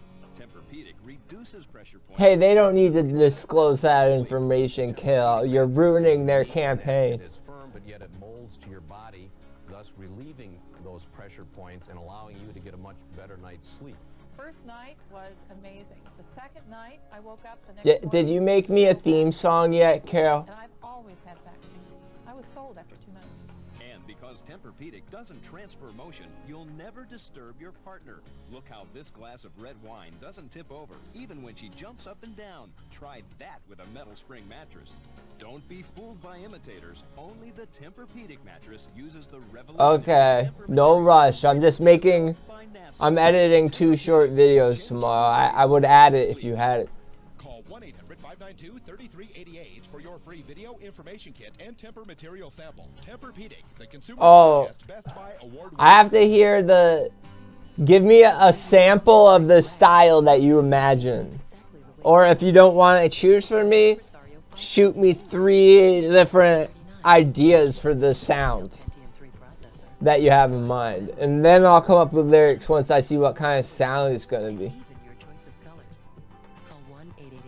Well, you're the one who's more familiar with the software. Well, like the program, whatever you want to call it. It's the web service probably that you use. They're my books. I can set you up in a home-based business that's fun, easy, and helps other people. You can make a bunch of money at this, and it costs less than a couple nights out in the town. You can do it full-time, part-time. You get your own website. I give you a complete, easy-to-use, turnkey business. Call now, but only call. I don't know what the heck is this commercial even about. What is a Let's Go? That's it, Mira. My mind's made up. I've made up my mind, and that's that. That's it. I've made up. Oh hell yeah! I used to make music on my computer with my keyboard.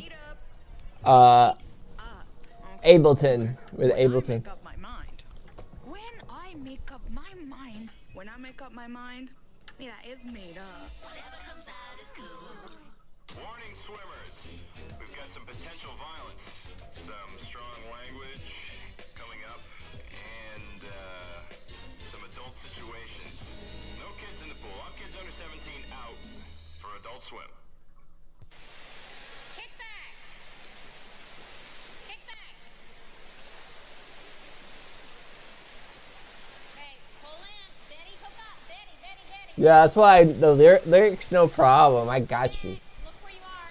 I just I don't want to take away from your creative direction, so I want you to send me some ideas you have, and then I can think of some lyrics to go with the sound. I know how creative people work. They make the best stuff when you don't give them too many rules. Zoe is definitely about to crawl. She's growing up so fast. Do you ever wonder what she'll be? Maybe a musician like her dad. I didn't know you were a musician, Mr. Mack. Neither did I. Well, it's not my way to brag, but in high school, I played a pretty mean electric guitar. Well, what's so funny? I'm just picturing you as an electric. I don't know what this show is either. Cool. Hey, when I used to play the first 10 seconds of Stairway to Heaven, people thought the radio was on. Sorry. Yeah. Busy. Why the hell aren't you outside? I'm sorry. I forgot. No, my car idles too long. Damn, that guy looks like he beats people. Always outside. Busy? Oh, Mr. and Mrs. Mack, this is my boyfriend, Ray. Hello.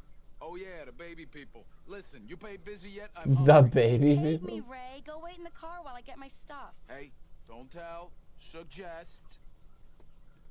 So, what do you think? He's a piece of shit. A little hostile. Oh, Ray just seems that way because he's constantly angry. But I know I can change him. He's hurting inside, and that's why he really needs me.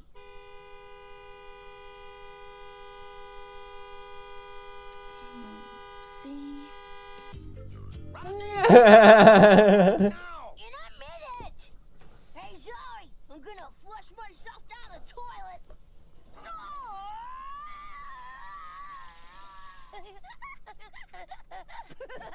All right, Rodney, you've had your fun. Now open this door.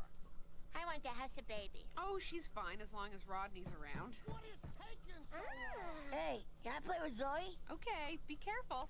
Rodney, I've got to go to the bathroom. It's actually Busy I'm worried about. She's got another lousy boyfriend. I really feel like I should do something. That's it. I'm getting the crowbar. Well, every girl meets her prince sooner or later. I'll never forget the night I met mine. I was out on a date with a nice boy named Perry Herman. Wow, how did anyone ever get the idea to combine roller skating and disco dancing? All I know is it's here to stay. Yeah, right. At first, I didn't trust my eyes. Nobody could look that good. Plus, Perry and I have been doing whippets in his van. But he was real, all right. A living angel in white polyester.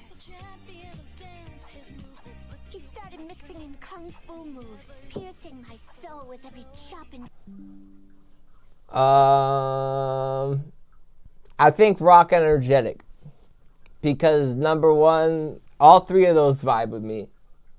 Number two, I think most people listening would feel more like that's a familiar sound. Number three, energy. Hell yeah, energy. Kick. He didn't give a girl a chance.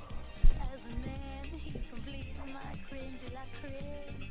He could have had any roller chick there, but he chose me. Oh, and I want to clarify. I want the familiar. I want the music to not sound too different from what most people would listen like, because I'm gonna make the lyrics probably kind of funny.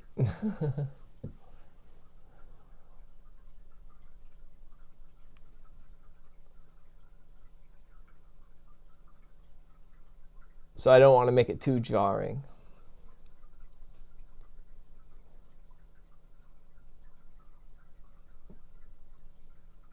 But yeah, you're making me want to make music.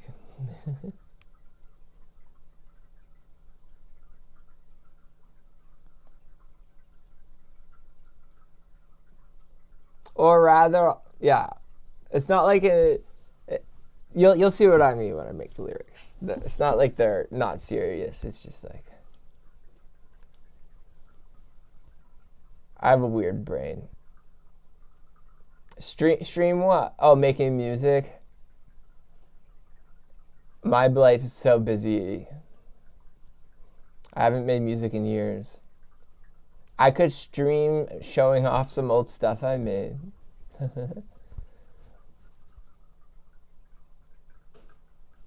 Yeah. Yeah. Serious play. I'll tell you what, when I finish my book, I'll start thinking about that. I just feel like I got so much to do. To set up Ableton, I'd have to pirate it again or buy it, set it. That's actually what I think's been stopping me the most, is getting Ableton set up again.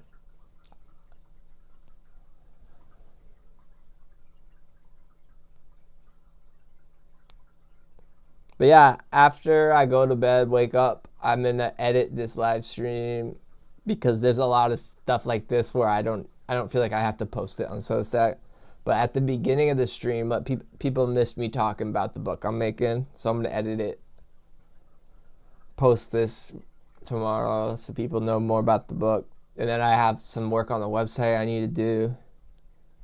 I'm trying to make it so it's easy for people to change their paid subscription to the website. So I get the direct funding. Substack, if they ban me, they won't take away my subscriptions. I'll have it all set up, and I'm gonna offer it at a cheaper price.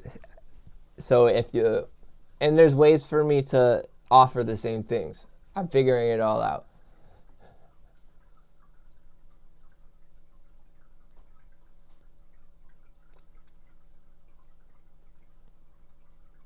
Have you been on my website? Like, my website does the same stuff Substack does in terms of reading my stuff. It obviously doesn't have anybody else's stuff. That's what why people like Substack, because everything's there. But my website functions better than Substack for reading my articles because they're all organized better.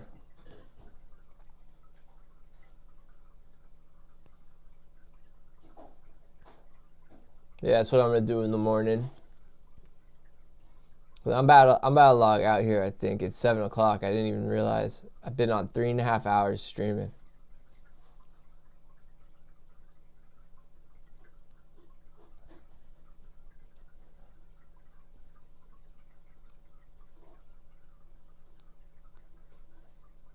And then I need to research the next article series, because I'm going to come out with this series slower so I can focus on those other things, but I still need to do it. So I need to research that too.